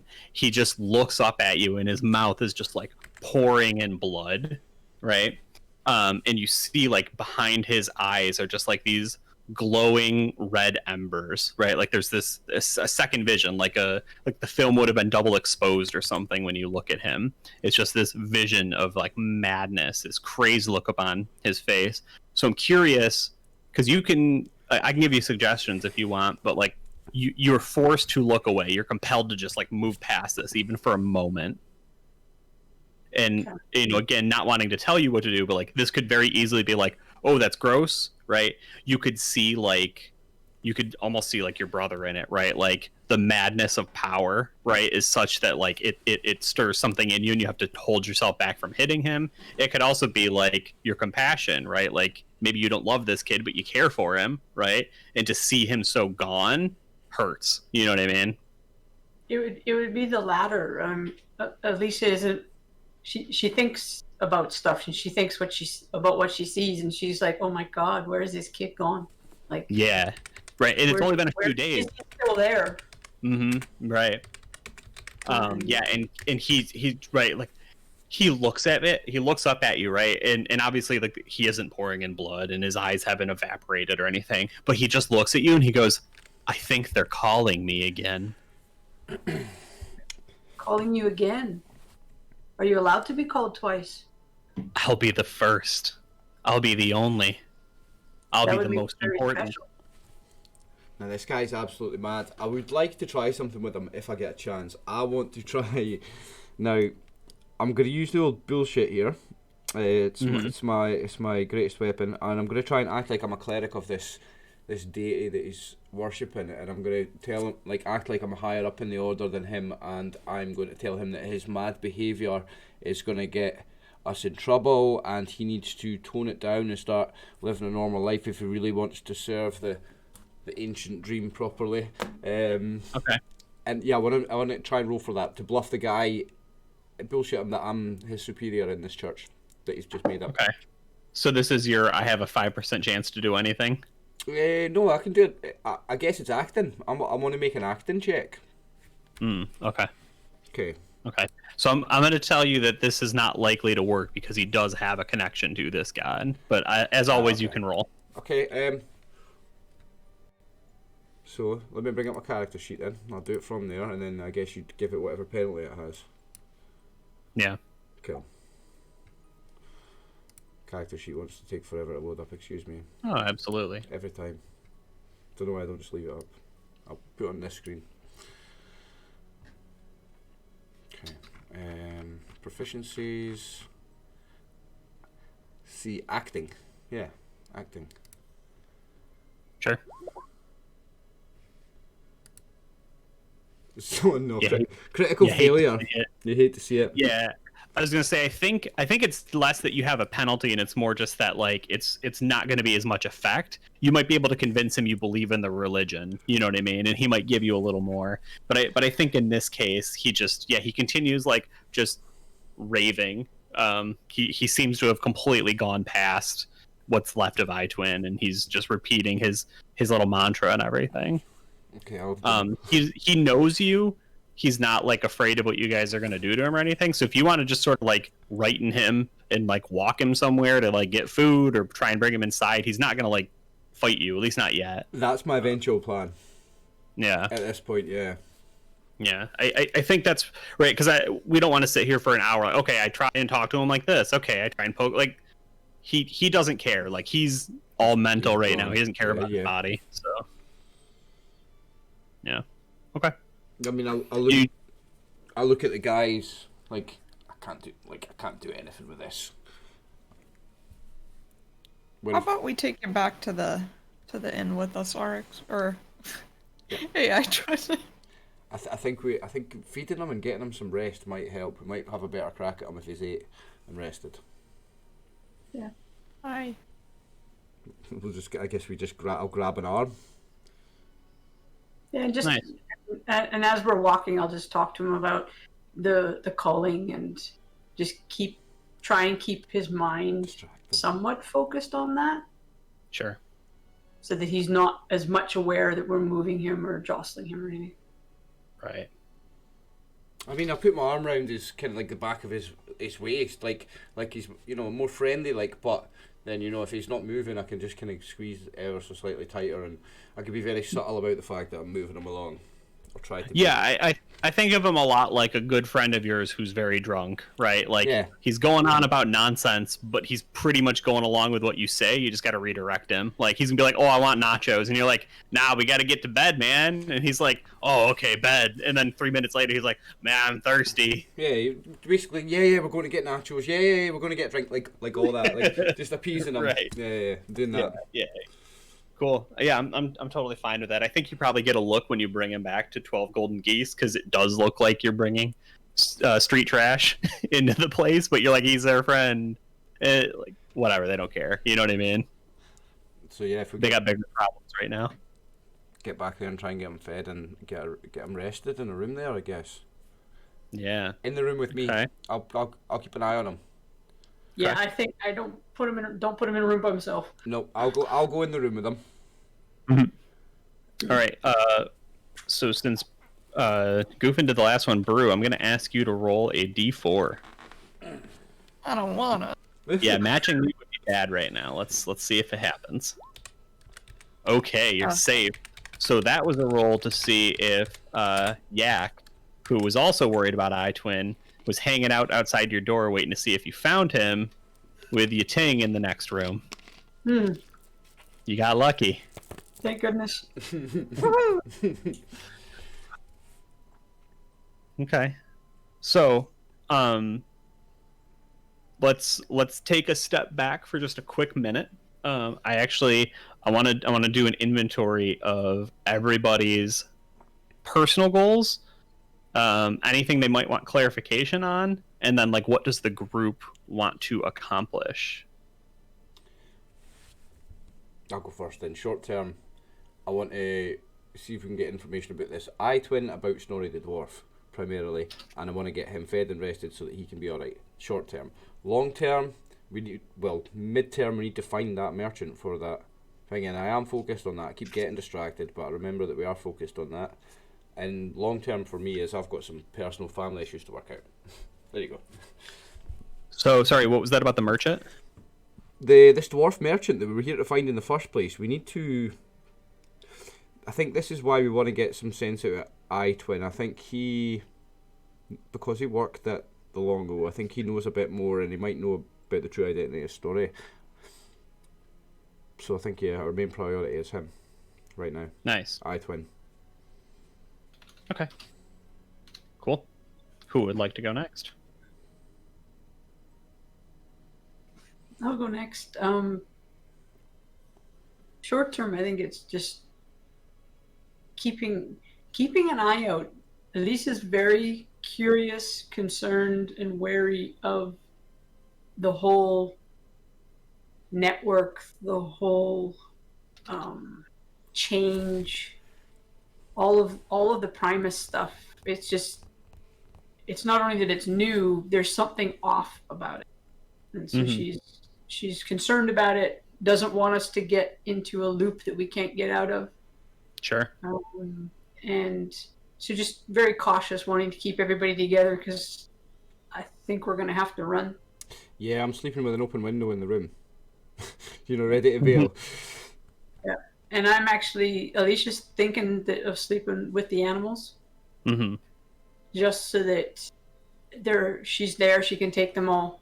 Any kind of signal that we prearranged, that I can get out of there fast with all of them. Sure. Okay. And then long term, I still haven't settled yet. Originally, the goal was to make the money to get back to show up her brother. I think it might be to be worthy to take over the clan. Okay. Because which she is really tough, doesn't right? like the way her brother's running things. Yeah. Her dad was a kinder, gentler soul, but he was a fair man, and her brother's not fair at all, and it bothers her. Okay. Cool. For me, short term.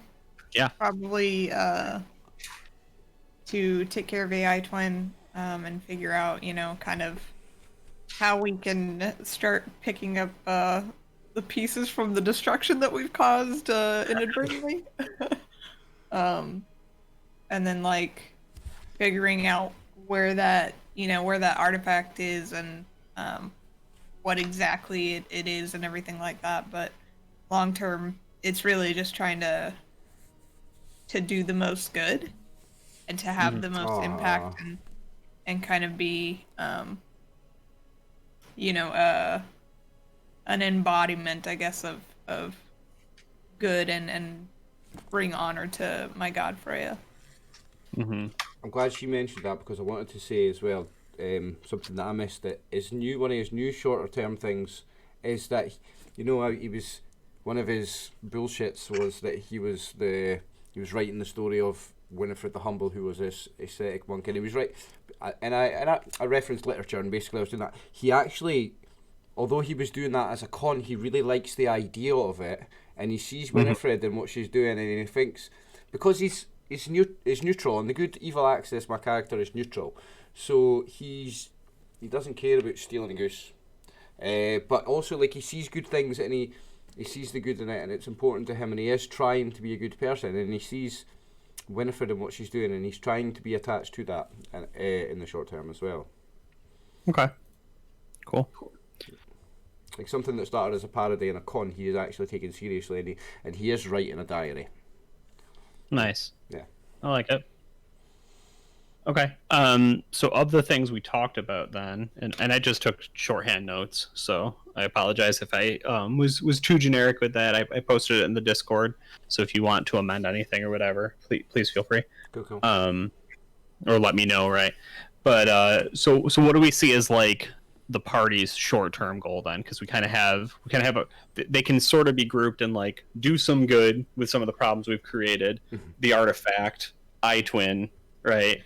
And then, like, it's like, okay, Snorri might be related to both the artifact and AI twin, right? Like, a couple things overlap. I mean, I think the main objective is to find out what that artifact is and who the man is, the dwarf that has it, and how we can find him. And I think the short term towards getting information about that is Itwin. Would you agree, guys? Yeah. Yep. I need to look after Itwin. Some food to sleep, help his mind settle down. Sure. Okay. It means making it through a night here without getting chased. You know what I mean? We have to survive another night here without getting rumbled, basically. Yeah, absolutely. Okay. Does anyone do anything in particular, or is it like we're cool, it's bedtime, cut to the next day? I'm gonna... Oh, go ahead. She's gonna take care of her beard. Yeah, I'm gonna tend to my beard a little bit, and then I'm also gonna whip out the soap making kit, try and start carving Freya from a bar of soap as my, like, holy symbol or icon. Amazing. Nice. I love it. Like a statue of Freya, or Yeah. the symbol? Yeah. The statuette. Cool. I like it. So I would, if I'm sharing the room with Itwin, I want to make sure that he's sedated, whether it's, and I don't mean sedated like chemically, I mean sedated like I will talk to him or play songs or whatever a bard can do to keep him occupied and not going mad and jumping out the window or shouting things and grabbing people in the hall of the inn. I know. I like that you mentioned the window was open. I was like, ooh, I got AI twin can escape out the window. First thing I thought. The window's open so that I can escape out the window if I need to. Yeah, I know. So, if I have to stay up all night, that's what I'm saying. If I have to stay up all night to keep an eye on him, I will, because we need to get him rested. I'm willing to sacrifice and then take the penalties, whatever it is, the next day, to make sure that, yeah, I'm going to keep an eye on him. I'm going to not sleep then, that's what I'll do. I'll take the room with him, I'll not sleep, I'll do whatever I have to do to keep him sedated, whether it's playing music, whatever. That's how I'll spend the night. Okay. Yeah, I think that makes sense. It's certainly a long night for you, right? Brew, is it possible that Winnie comes in at all, or is she letting Rx do his thing with Itwin? I think I might check in the morning, like early in the morning, okay. just to make sure everything's going good. But probably, it'd be a hot minute for me to do my beard and start carving and making progress on that statue. Okay. Well, I'm going to be a giant shit anyways, because I always get what I want, because I'm the DM. So go ahead and roll me a religion. And this isn't for your soap making. That goes off fine, right? Like, if you think it's done tonight. If you want to take a little more time on it, you can take a little more time on it. Nice. Yes. Okay. So this religion check is actually, as you're this is so beautiful. As you're carving this holy symbol for your god Freya, and you're like, imbuing it with like your beliefs of Freya, and you're thinking to yourself, like, what we have to do is, what ought we do? We have to be good, right? We have to do good. We have to correct some, and you're really dwelling on that. And I think I'm taking a little liberty here, but I think you're probably pouring a lot of like your positive energy and your want to do good into this symbol to make it really mean something. And it's like, the way we would have shot this is, we would like, I have a handheld camera that's like right alongside where you're carving the soap, right? So like we see you kind of carving away at it, and every now and then a frame is interspliced with AI Twin's weird dangling concoction, right? You just keep seeing a flash of his face as he's like spouting off about the ancient dream and the tangle, and right, what's waiting in the woods and all of this stuff. And so you succeed, so you're able to move past it, but it's just a thing that you like, wow, it bothered you all night, you know what I mean? Like, you just did not move past it. And I'm gonna try drawing it here, and I don't know if this is gonna be the best drawing, but essentially what it's got is, because he had like a setup kind of like this, and then it had a chain between the two of them, and then he kind of. Really sure? Oh shoot! I'm sorry, I didn't move you over. Right, and then he kind of had draped his. Yeah, it's not exactly great. It's not exactly what I was picturing. I'm gonna have to keep refining that, but basically, it had like, the 3 wires were kind of thrown over this like kind of crescent shape between 2 points. Right. And those are the wires from his neck? Yeah. I'm gonna have to keep working on this to try and figure out how I want it to look exactly. So the ones on the right are the horns. There's a chain in the middle, and he's got his wires draping down, kind of like a string of lights, a bicycle light. Yeah, I like that second one a little more. This is a little closer, right? Because like when it was him. Hold on, let me make sure. Yeah, I want to make sure it was going up on stream. When it was him, right,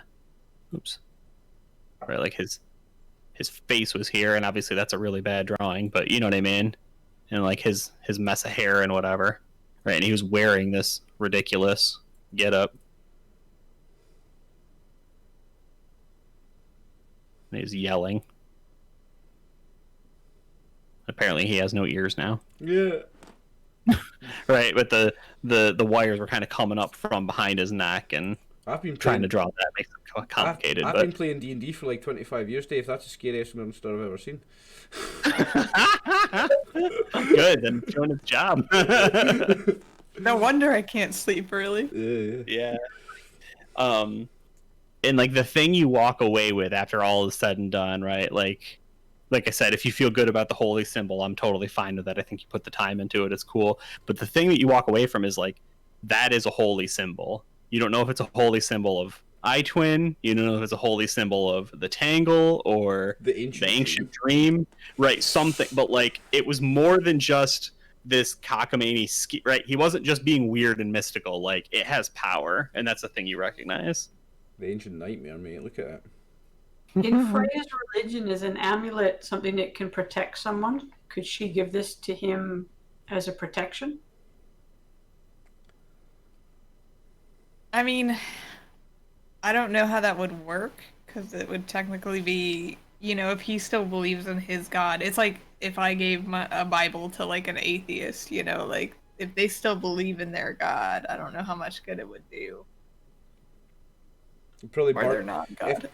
If his god's got like a totally opposite alignment, it'll probably burn his hand if you hand it to him. Am I right, Dave? Isn't that how a holy symbol works?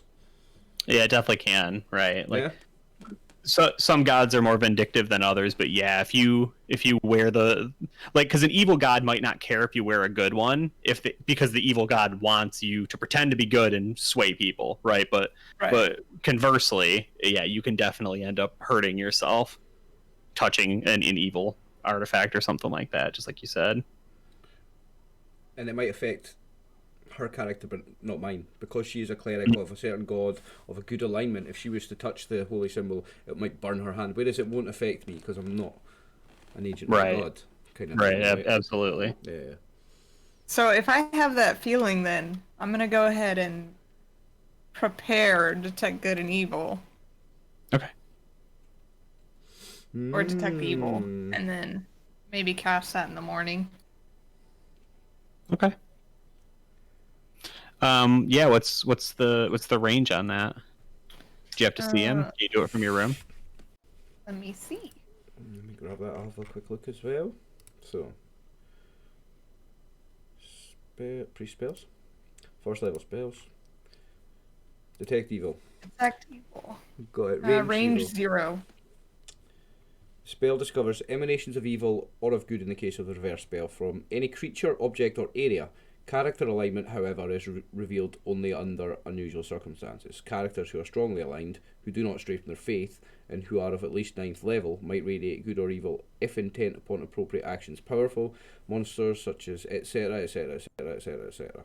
So the degree of evil, whether it's dim, faint, moderate, strong, or overwhelming, and possibly its general nature, expectant, malignant, gloating, etc., can be noted.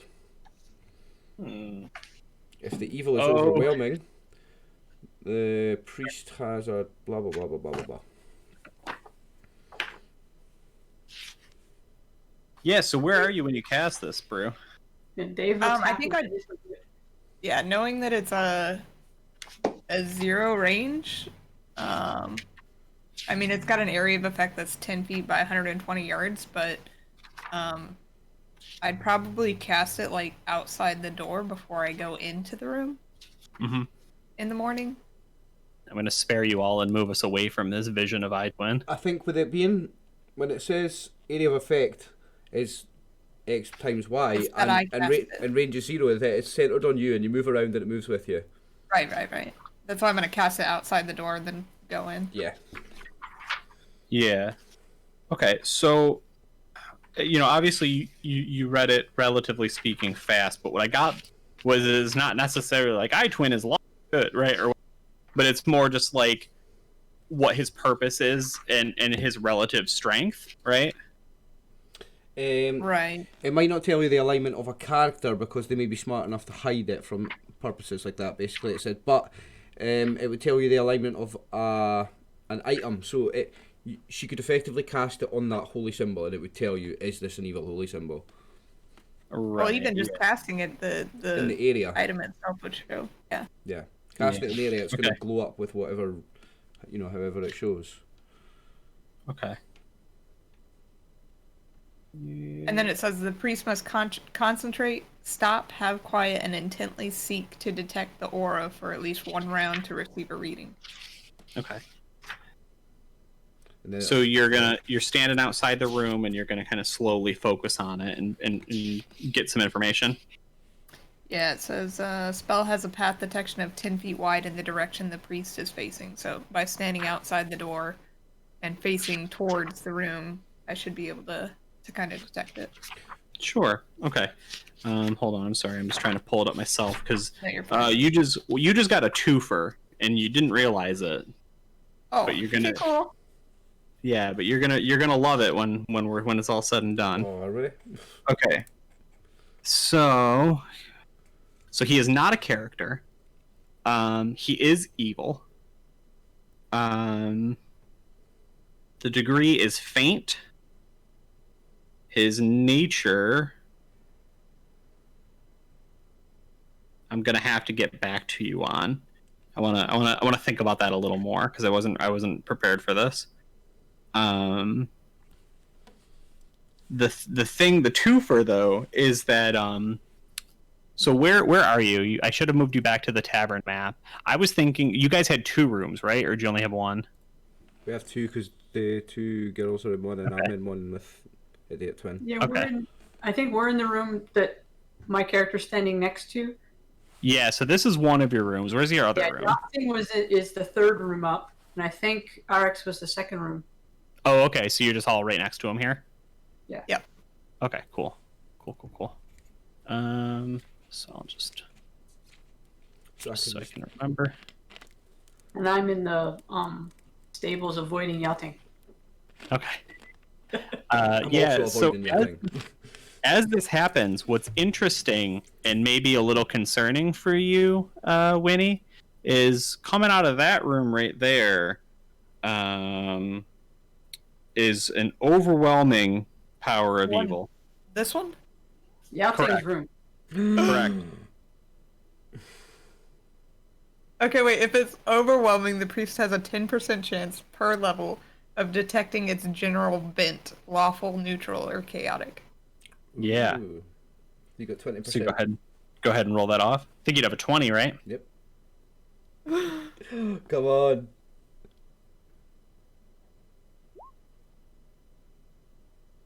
I don't know what that means. Oh no, you need to roll a D100. Yeah, that would be if you oh, wanted to gotcha. roll like a 1 or a 4, 1 through a 4, or like a 16 to a 20 or something. But yeah, D percentile, D100. Yes. Nice. Yes. Okay. We didn't really specify, but I was just assuming 1 to 20.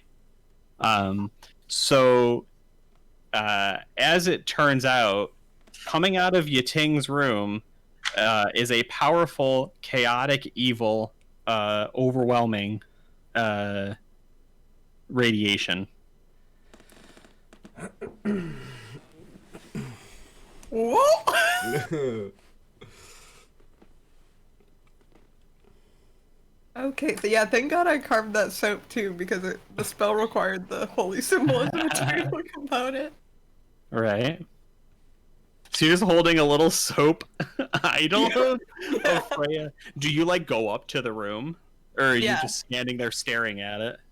No, like I'd be up at the door, like, because I don't think that I'm really gonna get anything, you know. I just think that he's kind of like mad, and that something is driving his madness, but not that it's gonna be like anything crazy, like he's imbued with like the devil or something.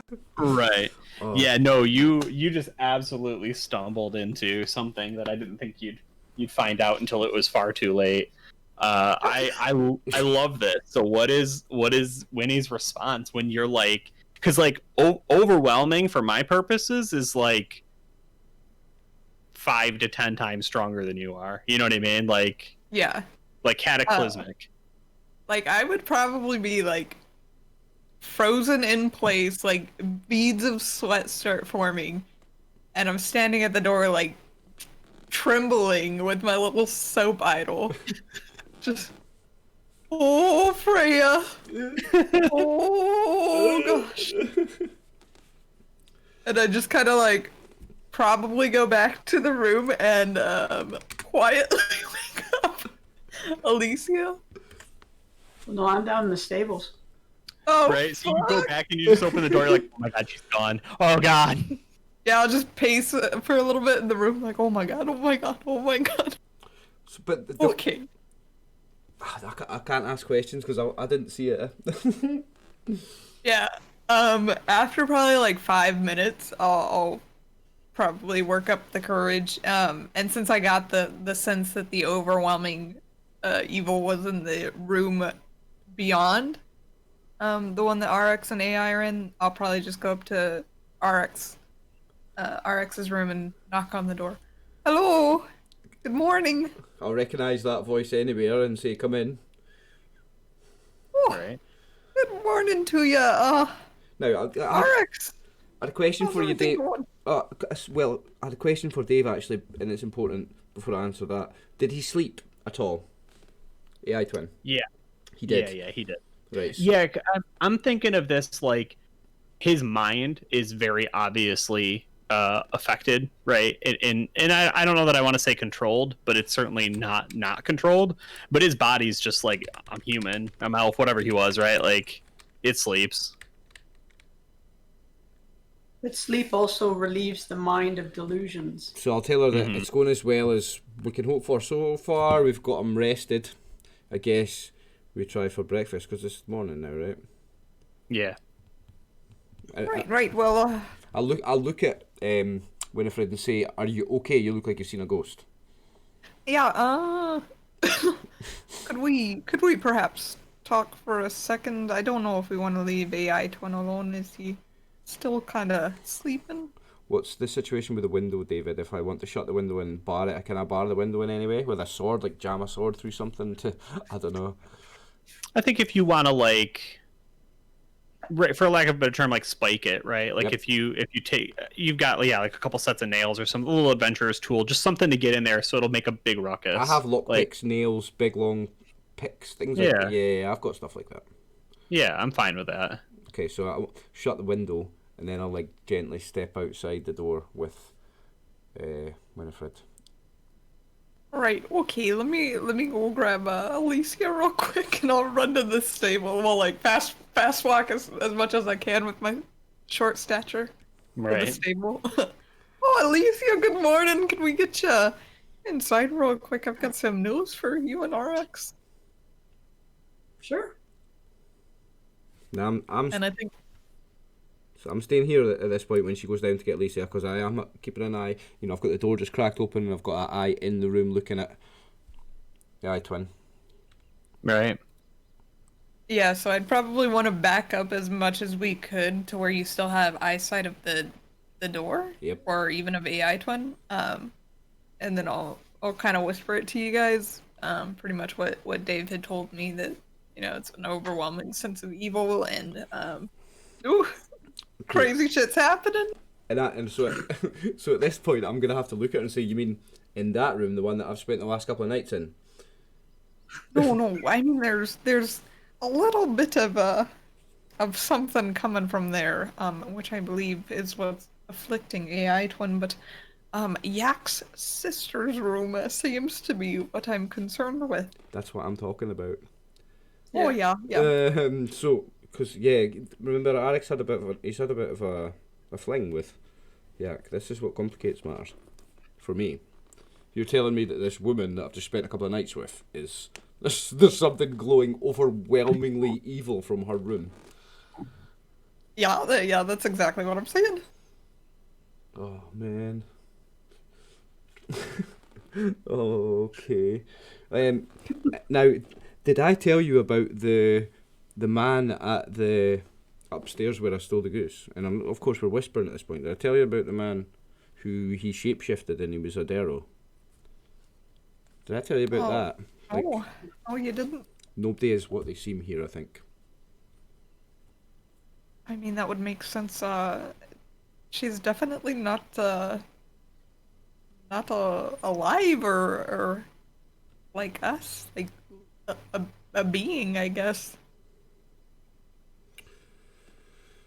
Oh, so it's an overwhelming sense of evil that she feels from the room, right?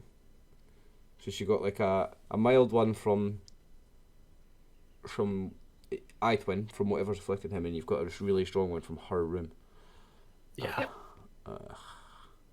Yeah, I did not factor detect evil into this situation. Yeah, nice little first level spell that just goes abwa. Nice one. Yeah, it's a all nice your one. plans. No, I love it. To be clear, I absolutely love it. I just figured you guys were gonna figure it out when Yating and Yak met, and then shit went crazy. So now you have like another layer of complications. Oh my, it's so many layers. Yes. Yes. So many layers. Twin out of there. We need to get out of this place anyway. Even if we don't get out at this time, we need to get out of here with her. Right. I don't think we should stir up any suspicions, but perhaps maybe we can convince AI Twin now to take off his horns or whatever he was wearing. I think that might have something to do with his connection to whatever it is that's afflicting him. Okay, I think we can do that between us. I mean, Alicia spent a lot of time just buying into his spiel that he's coming out with. I have spent the night with him, talking to him, playing music for him. He is a lot calmer. Although his mind is gone, he listens to us and he knows us, I think we have to try today. Perhaps we can take him to the Church of Freya and see if they can. Do There's a something to help his mind. faction in that church, though, that we're not sure whose allegiances are where in that church. Right. Well, maybe we can use your voucher for My For our Dave, magician Dave, friend. get out a free card. right.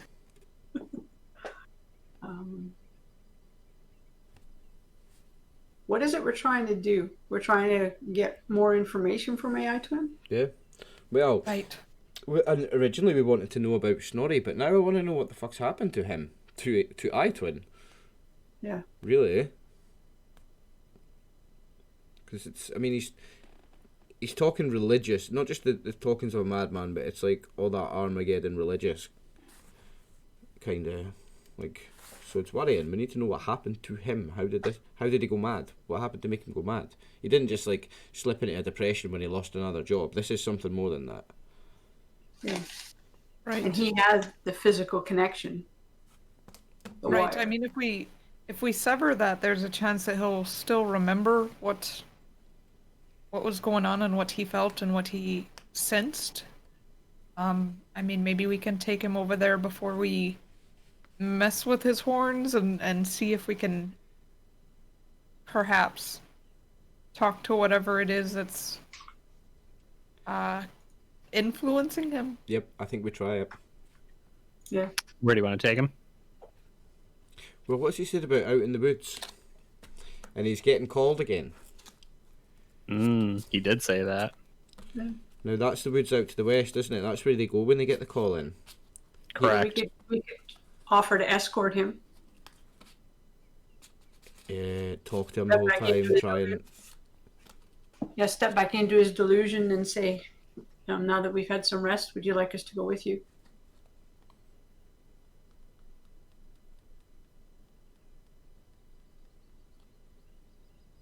I think we need to get him away from Yating. And we need to get ourselves away from this place. Well, this is the thing, yeah, this gives us the option to get away from here. I'm worried about Yating and her room.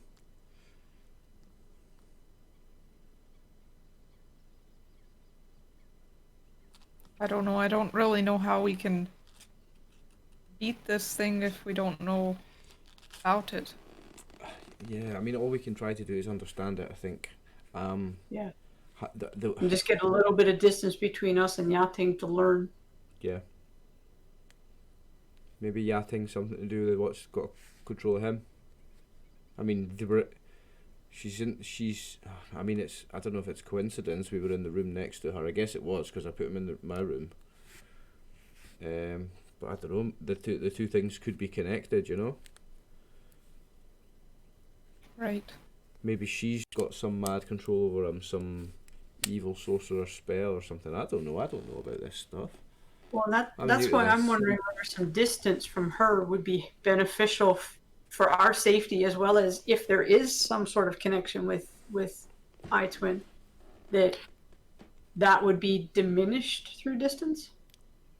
It's worth a try, and it gives us time to talk to him and try and understand what's happened to him, at least make an effort to.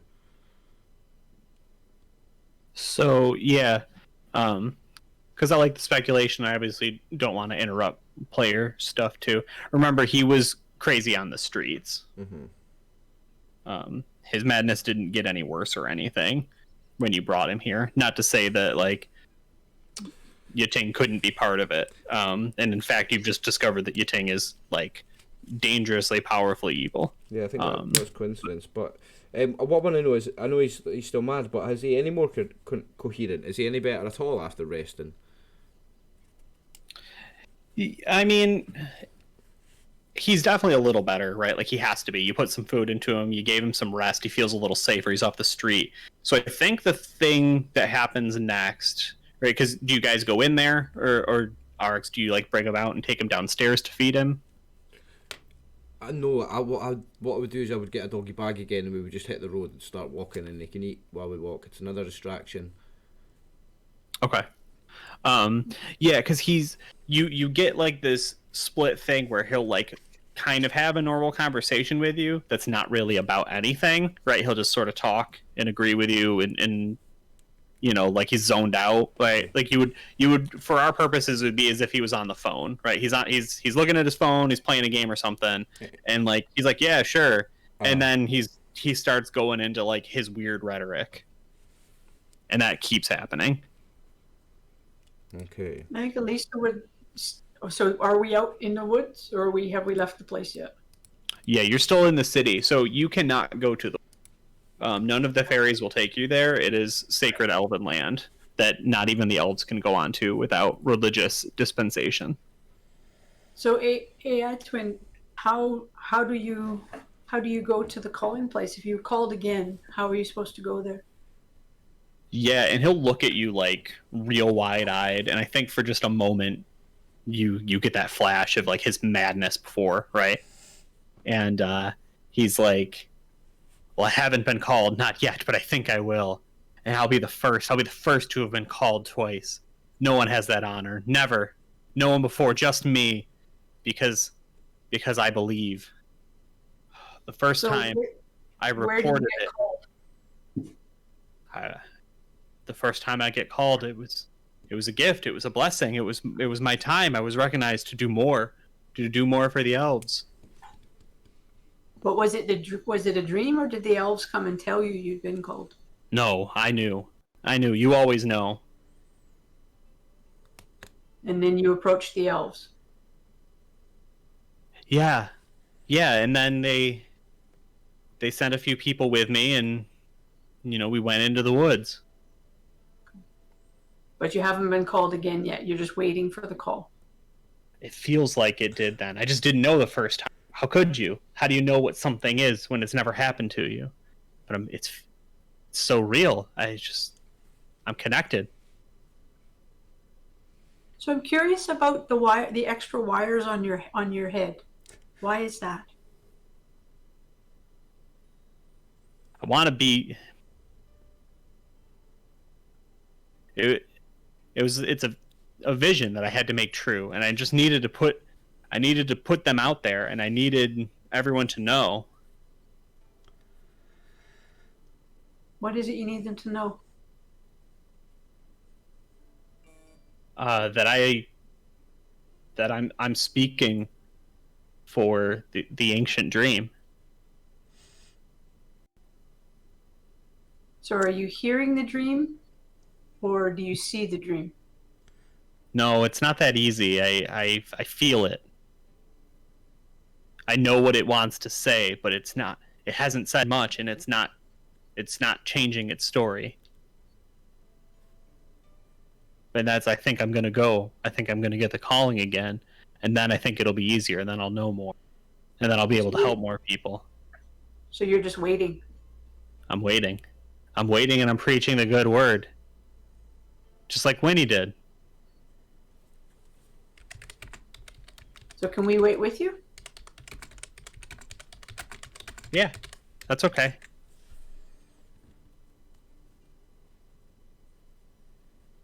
Elisa looks at the others. Anybody else got any ideas? I mean, I've just taken it in. The guy's absolutely mad. I don't know. I mean, I don't know if we're going to get any information out of him that's going to make any sense, actually. I mean, we might be barking up the wrong tree here. Flogging a dead horse, all the cliches. Well, hold on. Let's try one more time. So, Itwin, you'd mentioned a dwarf before that you'd seen. Snorri? Or have you seen Snorri? I'll have to put a pin in that for one sec. Did Itwin say it was Snorri, or just say he saw a dwarf? I'm trying to remember. I think he just said he saw a dwarf. I don't think we knew a name until. I think he saw a dwarf. Because again, I don't want to necessarily misspeak. My sense is that he had seen a dwarf, and we were going back to see if it was Snorri. Yeah. Okay. That does sound right. I'm pretty sure that's the case. Yeah. I saw a dwarf. Not Winnie, obviously. Where was he? I see Winnie. I'm not crazy. I see Winnie. No, of course. You're fine. Where was it you saw this dwarf? Yeah, that's what was so weird. I saw him, and I guess I don't know everyone. I can't know everyone on the island. That'd be impossible. But I see a lot of faces, and I'm pretty good at remembering faces. And I hadn't seen this face. I guess he came in on the mailroom, but when I talked to him, he was kind of weird, and he said he had just gotten here. And then I was like, that can't be true because I didn't let you in. And then he got panicked. So he didn't come in while you were in customs. Yeah, I don't think he did. Sorry, I just read the chat.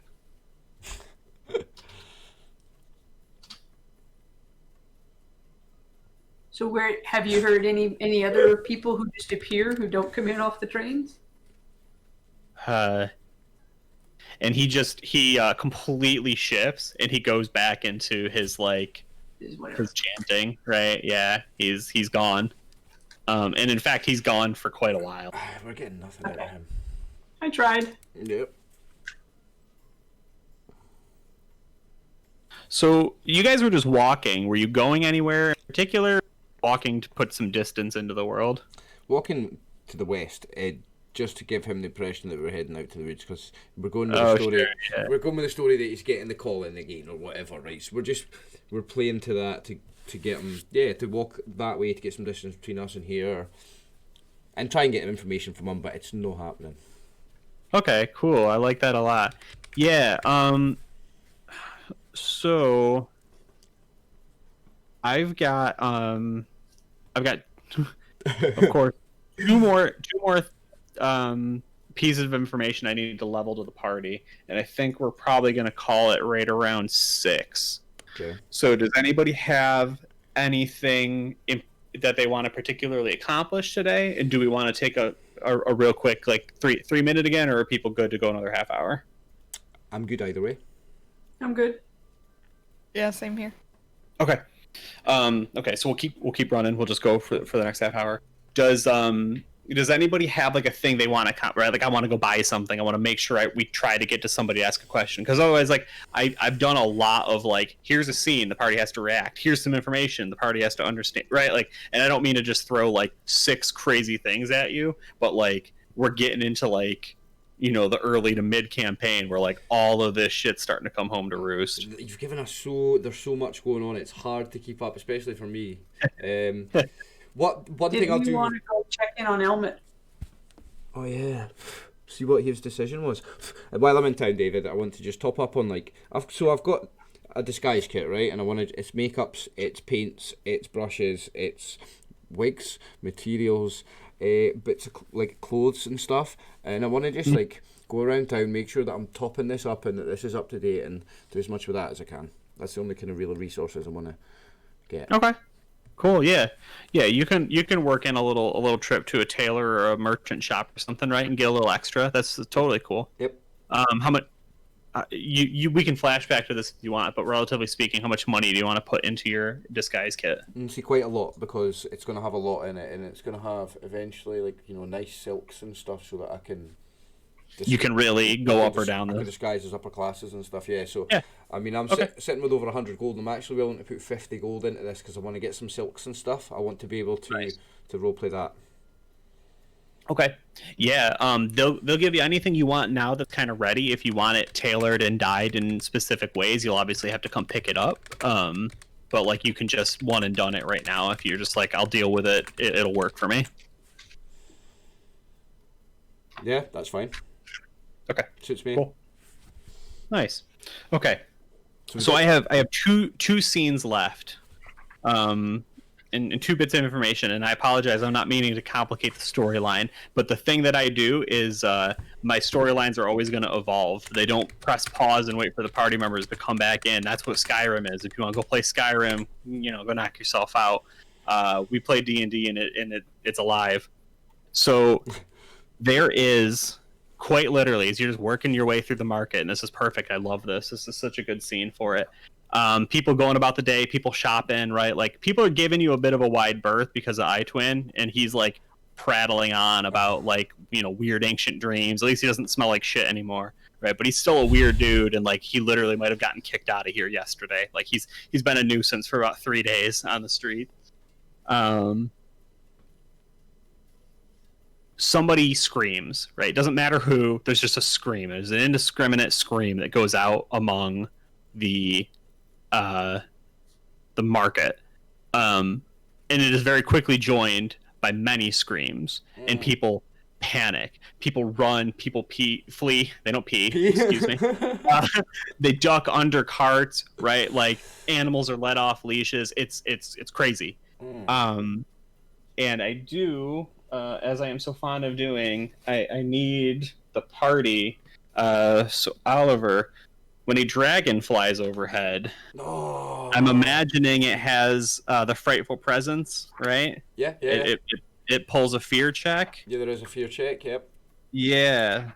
So we're gonna have everybody go for a fear check, and I can actually get a very specific number because I built this bad boy. So let's go ahead and dig him out. The dragon. The dreaded dragon. Oh, a dragon. Holy shit. We found a dungeon, now we've got a dragon. It's official. Exactly right. Got dragons, mate. Got dragons. Has anybody fought a dragon before? Yes, a couple of times. Not many. In Skyrim, yes. In Skyrim? Or you haven't fought a dragon in D&D? Yes, but they weren't like legit dragons, I think. Oh, okay. Interesting. Yeah. So I'll tell you as players, I don't know that characters would necessarily know this. This isn't like an ancient great worm that blots out the sun, right? Like this isn't Smaug flying down off of, the lonely mountain. This is like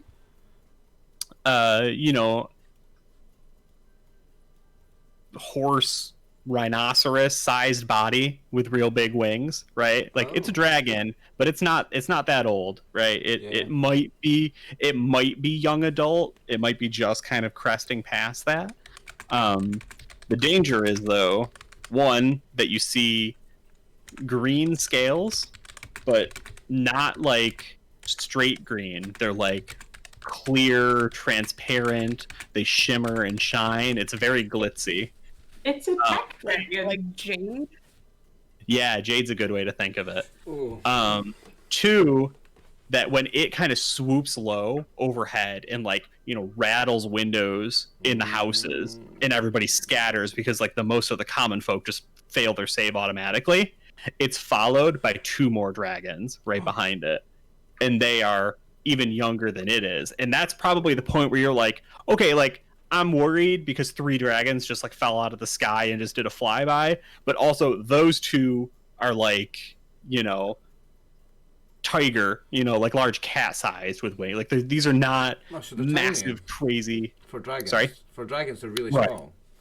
Yeah, for dragons, they're actually quite small. The baby dragon. The 3 of them, boom, boom, boom, right, come whipping by. Yeah, so actually, as I look at this stat block, I don't see a specific thing about a fear check, interestingly enough. I thought they had one. They do. Baby dragons that size won't, I don't think. But let me have a quick look. Dragons are a nightmare. Monster manual, monsters. Yeah. Dragon. So the lead one is an emerald dragon. Right, okay. So, so which is does on it page look 72. like it's a gem, or does it look like when you said it was a green translucent? Is it my brain went to a tech dragon, like the same tech stuff?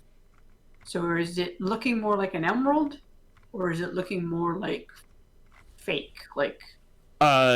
No, sorry. It is a gemstone. So it is somewhere between animate and alive. But it is not made of code. As much fun as that would be. I'll just copy paste. Well, you keep doing all these tech things. Yeah. And I do. I do. I found it. I'll copy paste into Roll20 for you. Oh, okay, cool. Thank you. Oh, damn. Whoa. Nice. Okay. Is that just a thing that's in the front where it says dragons? Dragon general. If you look at the monster. Oh, gem dragons, not apparently. Okay.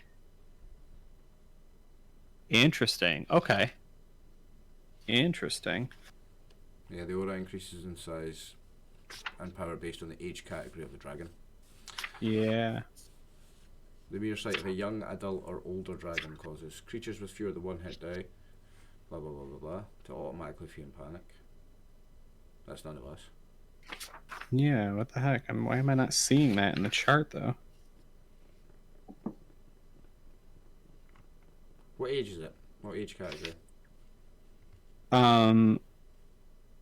I want to see if they actually have ages, because I know it's at least young adult. It could be the next stage up. Right, so I've got just above that in that book, it's got the dragon table and it's got age category and then all the modifiers. So if it's a young adult, its age in years is 51 to 100. Its hit die modifier is +1, combat modifier +5, fear radius is 15 yards. Yeah. And it's got fear. Okay, so what's the next one then? Because it's over 100. Adult. Age in years 101 to 200. Hit die modifier +2. Gotcha. So it's an adult then, Okay. as far as that stat block goes. Okay, so it's got a fear radius of 20 yards. Mm-hmm.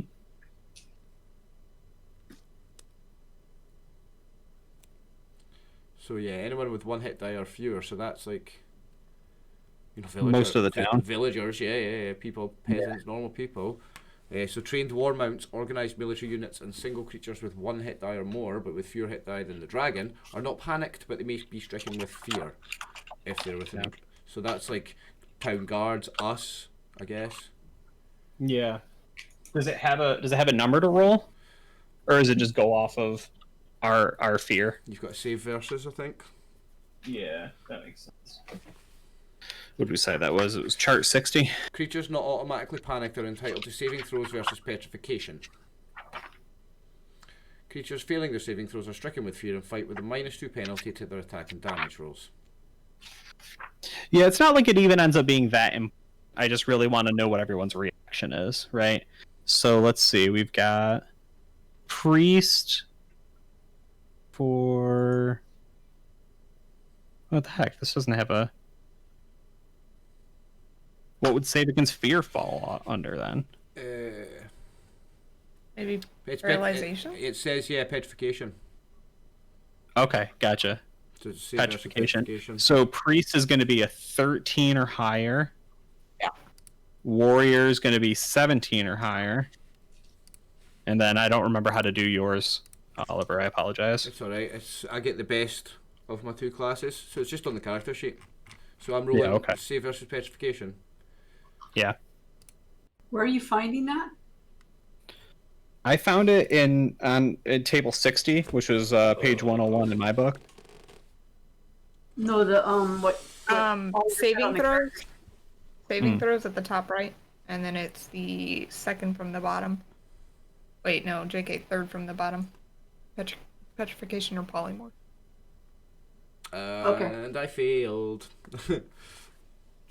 Yeah, and again, this isn't you guys are heroes still. You don't run away and flee in terror, right? But it's going to be important later for like what was your initial reaction? You know what I mean? Like what's the quality of what happens here? So we've got Winnie succeeds, Rx fails. I roll the dice next to that. Yep. Yeah. You said it said 17, but mine says 15. You've maybe got a bonus with dexterity or something. Yeah, that might be. I'm looking. Oh, I apologize. It had warriors at 0. Yes, yours is 15. Excuse me. Yeah, you're looking at level 0 warrior. Yeah. Which is like a person now. Nice. So what this tells me, I think, actually, and you can feel free, RX, to change this if you want, but this actually tells me that you know something about this dragon, and that's why you're afraid of it. And the other 2 don't know anything about the dragon, and they're scared, but they're not like, oh shit. You know what I mean? Yeah, because it's really small. But I know something that makes it more sinister. Yeah, so I think the thing that you know is that this is Prince Saleo's dragon. Like, it's his dragon. Oh, his pet. Yeah, he calls it the Emerald One. It does. If it has a real name, no one has ever heard it. And you know that Prince Saleo telling his dragon to do flybys across the island does not mean that things are good. right? There's a This bad means side. that like he's off the leash. Whatever was keeping him under control, which we as players know was Prefector Lorik and the Elven Supreme. Yep. They are not in play. That's the only thing that, or he's gone completely. He's also gone completely apeshit, right? But people don't just send their dragons to go scare townsfolk because they're bored. Well, like there's a reason for this. I hope he's not gone ape shit, because we've all seen Game of Thrones.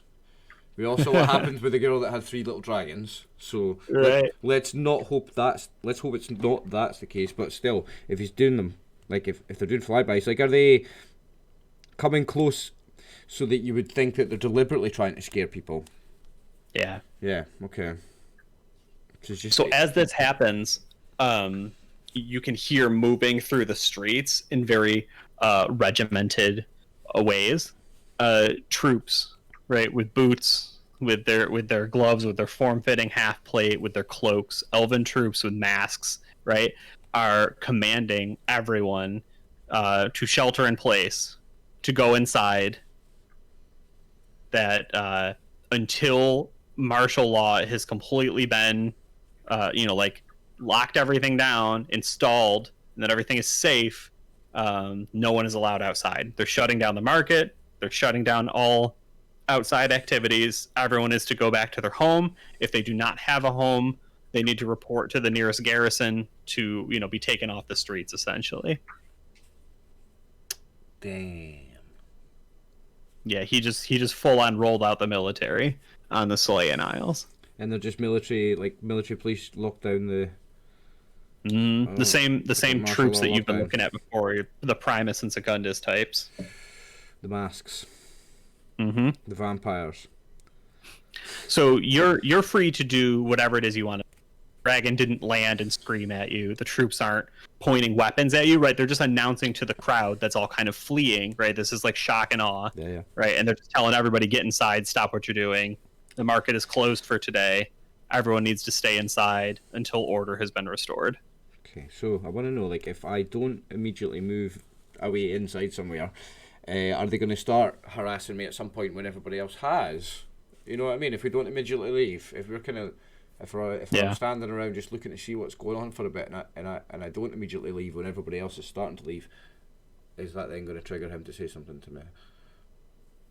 Yeah, I think as you right, I think you can suss that out a little bit, right? Like right now there's a lot of people around. You have a chance to like get out of here and get ahead of this situation if you want. But if you are the last one on the street, you're going to be the target. Yep, I think we need to move, so I'll I guess, I don't know, like grab the attention of the guys. Guys, we need to move. Oh yeah, There- yeah. Yeah, no, I agree. Where do we go? AI Twin thinks we're going west for his calling. Can we continue to make our way that way and find cover somewhere?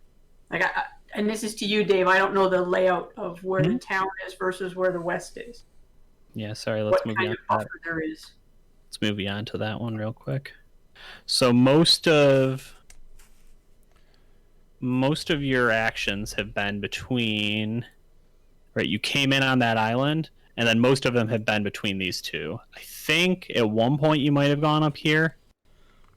I think this might have been the weird bar, the bottle club. Mm-hmm. Yeah. I think that was on this one.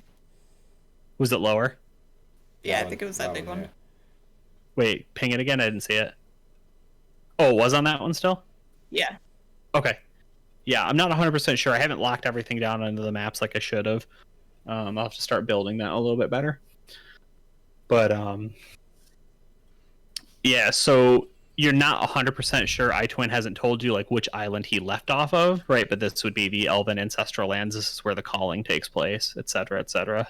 And is it just So if we touch land, the mainland on the west, that's a violation. Correct. And a quick question about the layout of the land there, just like, is it like how it looks on the map? So it's a bit of beach and then that's all forest, all that green? Yeah. Yeah, because he did say, what's about the woods he said?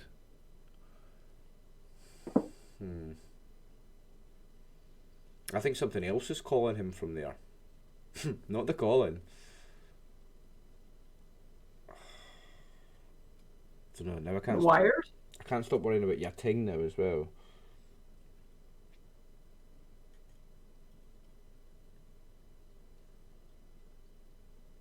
I can't stop worrying about everybody except us. I mean, if we were to just walk off in the direction... I mean, how do we get a boat to there? We're not going to be able to get a boat to there because we're not allowed to go there. Yeah, I mean, you'd have to find someone who is willing to sell you one. Sorry?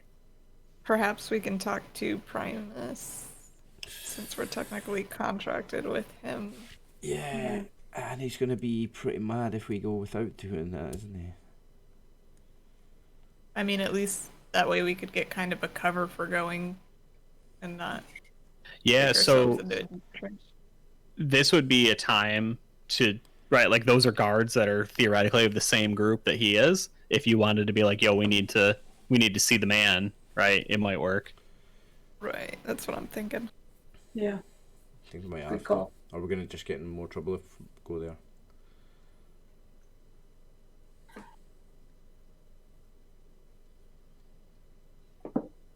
Yeah, your call. Say they're starting to walk up to you now, right? Not with spears like, oh, we're gonna kill you, but the market has thinned out pretty considerably.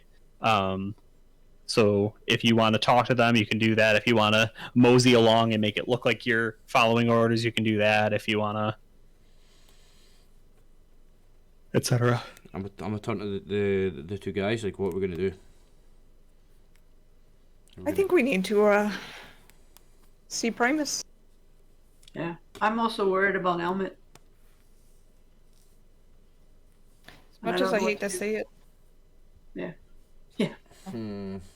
Yeah, I'm apprehensive about it, but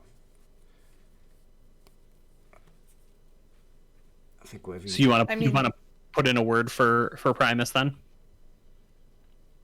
Yeah, I think the only other thing we could do is potentially try and contact the dwarves and find another way into the Longo, and then maybe head out west. But if they find that we've done that, that's an even bigger issue.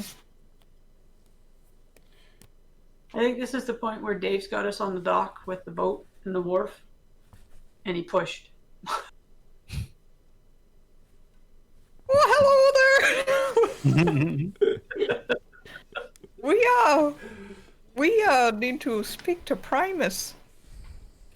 Yeah, and like several guards would kind of move over with, and so one of the lead voices, that robotic hollow tone from a distance, right, says, you speak with Primus? Oh, is this Primus? Hello? Negative. You wish to speak with Primus? Oh, yes. Who are you?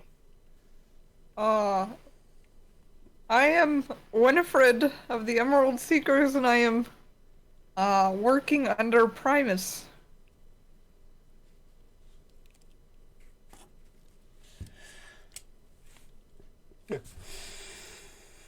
There's somebody in the tangle, like on the switchboard, that's trying to connect me to Primus. Please bear with us.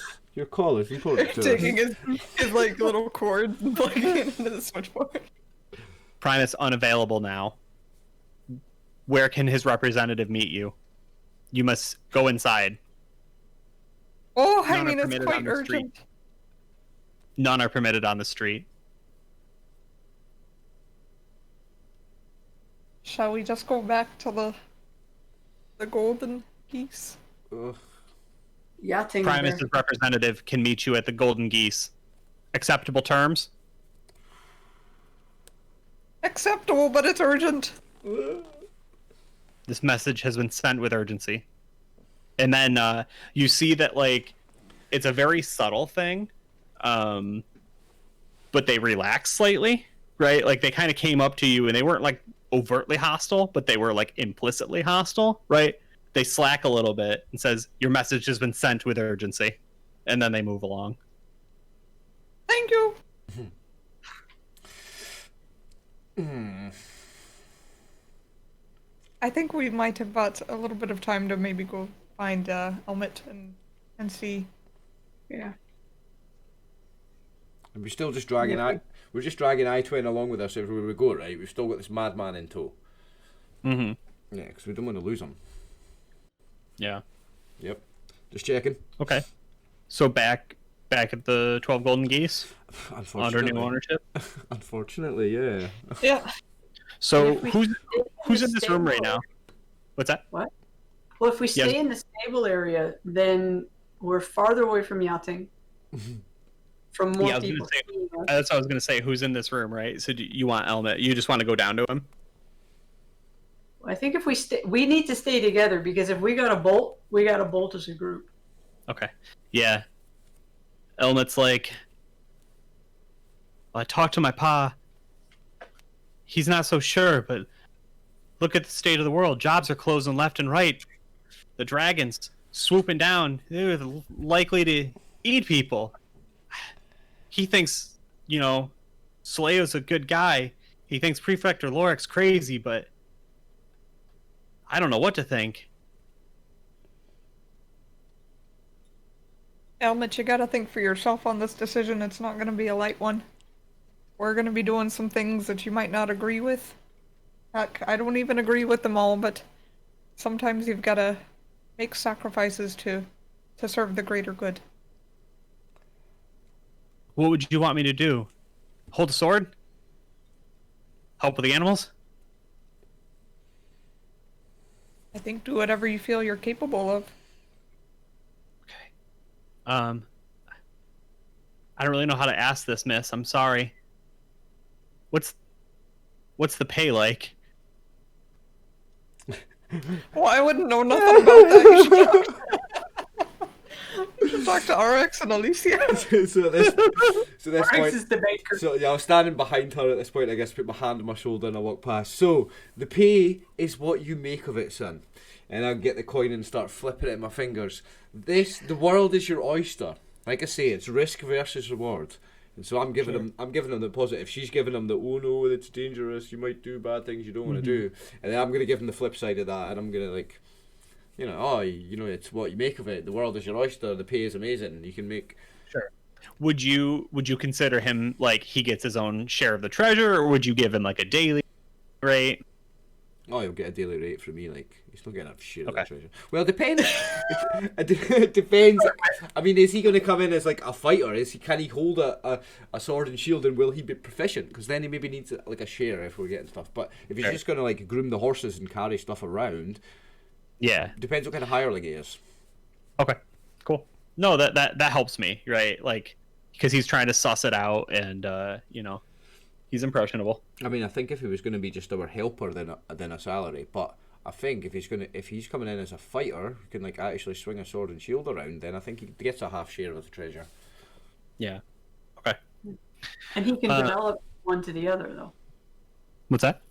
He can develop from one to the other. Oh, sure. Right. Because he wants to take on more in the organization. Yeah.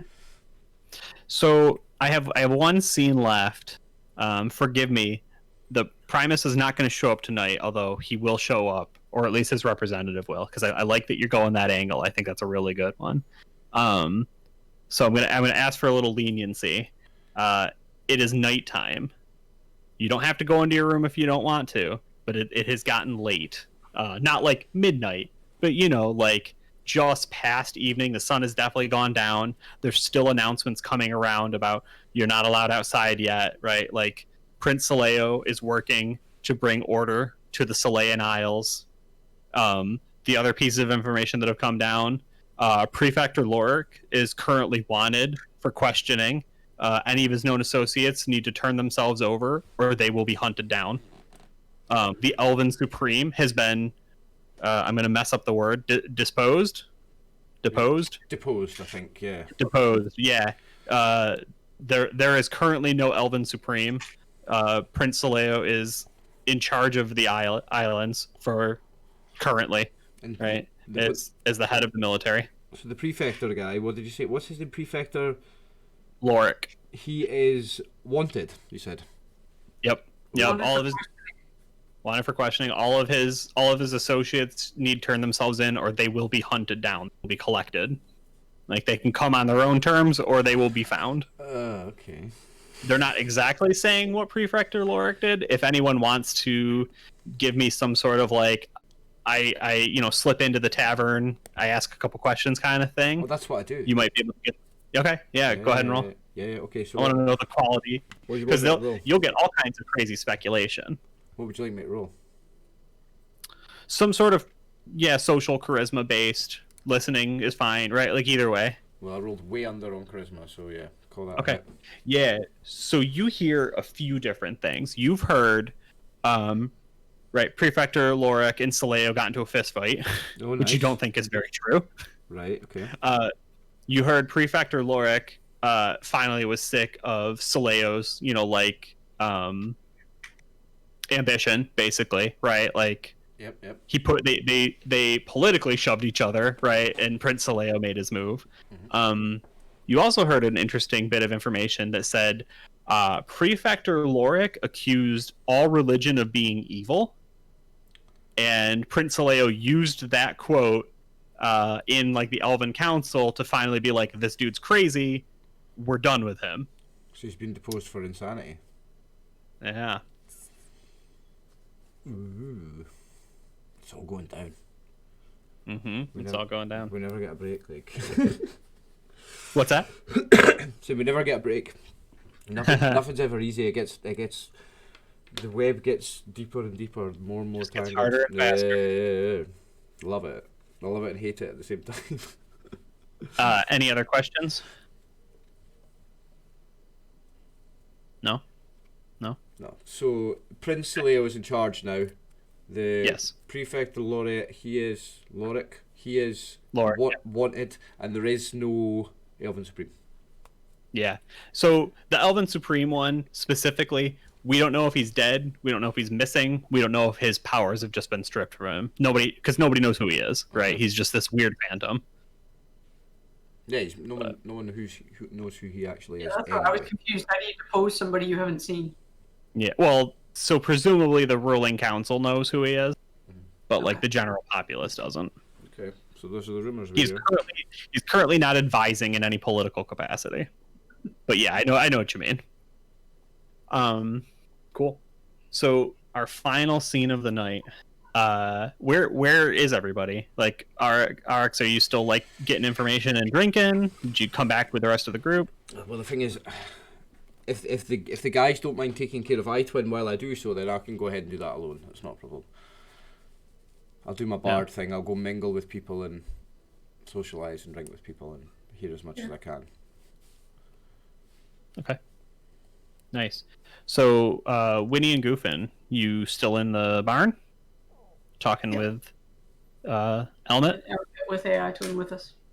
Okay. Just out of the little bit of light that's shining in the barn, right? Whether there's a torch or a little fire or something, right? And everyone's kind of just hanging out and talking. A figure, an unmistakable dwarf figure, approaches. And he says, and forgive me because I didn't rewatch the episode. I'm pretty sure you gave Snorri your name, right? Yeah, I think so. Yeah. He goes, Winifred, I came for you. I'm gonna be right and true this time. Snorri, is that you? Yes, ma'am, it is. Lurking in the shadows, my friend. Well, yeah, my brother said that too, and I'm a little bit nervous. I'm not gonna lie to you, but well, we did it. We finished our job, and he said I could fuck off to wherever I wanted. Righto. Okay.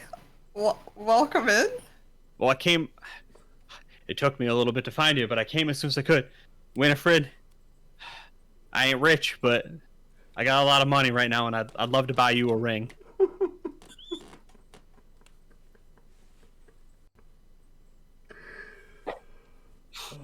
Oh! He doesn't give up, eh?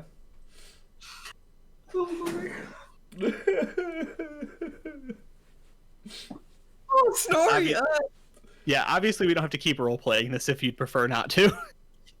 I just don't know what to say. I can't have anything over 15. I'm not allowed one. That is the best letdown I've ever heard. It's not that I'm saying no because I don't like you. I'm saying no because I'm a folk hero and I cannot accept anything over 15 gold pieces in value. I'm not allowed a ring. Oh, my man. goodness. I'm currently. Make a ring out of pigs. Best Yeah. best proposal rejection ever. Oh man, poor guy. We've currently got a lot going on here, Snorri, and I think if you want to stick around, you know, we can definitely talk about some things. I didn't know that that's what was happening here either, so I'm a little caught off guard. Yeah, my brother says that a lot. He says I need to be more forward and I need to tell people what I'm doing and I spent a lot of time digging and treasure hunting and I'm not around people, but I'm ready to start a family, have a home. Well, like I said, there's a lot going on right now, and I really admire your confidence and Me too, for the record. your gusto, I guess you could say. That's very admirable. But I have been looking for you. I have some questions that I've been meaning to ask. Perhaps not the same as yours, but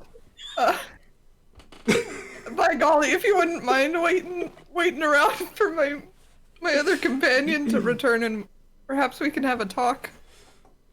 Well, sure. Forgive me for being hopeful, Winnie, but the fact that you were looking for me sure makes me happy.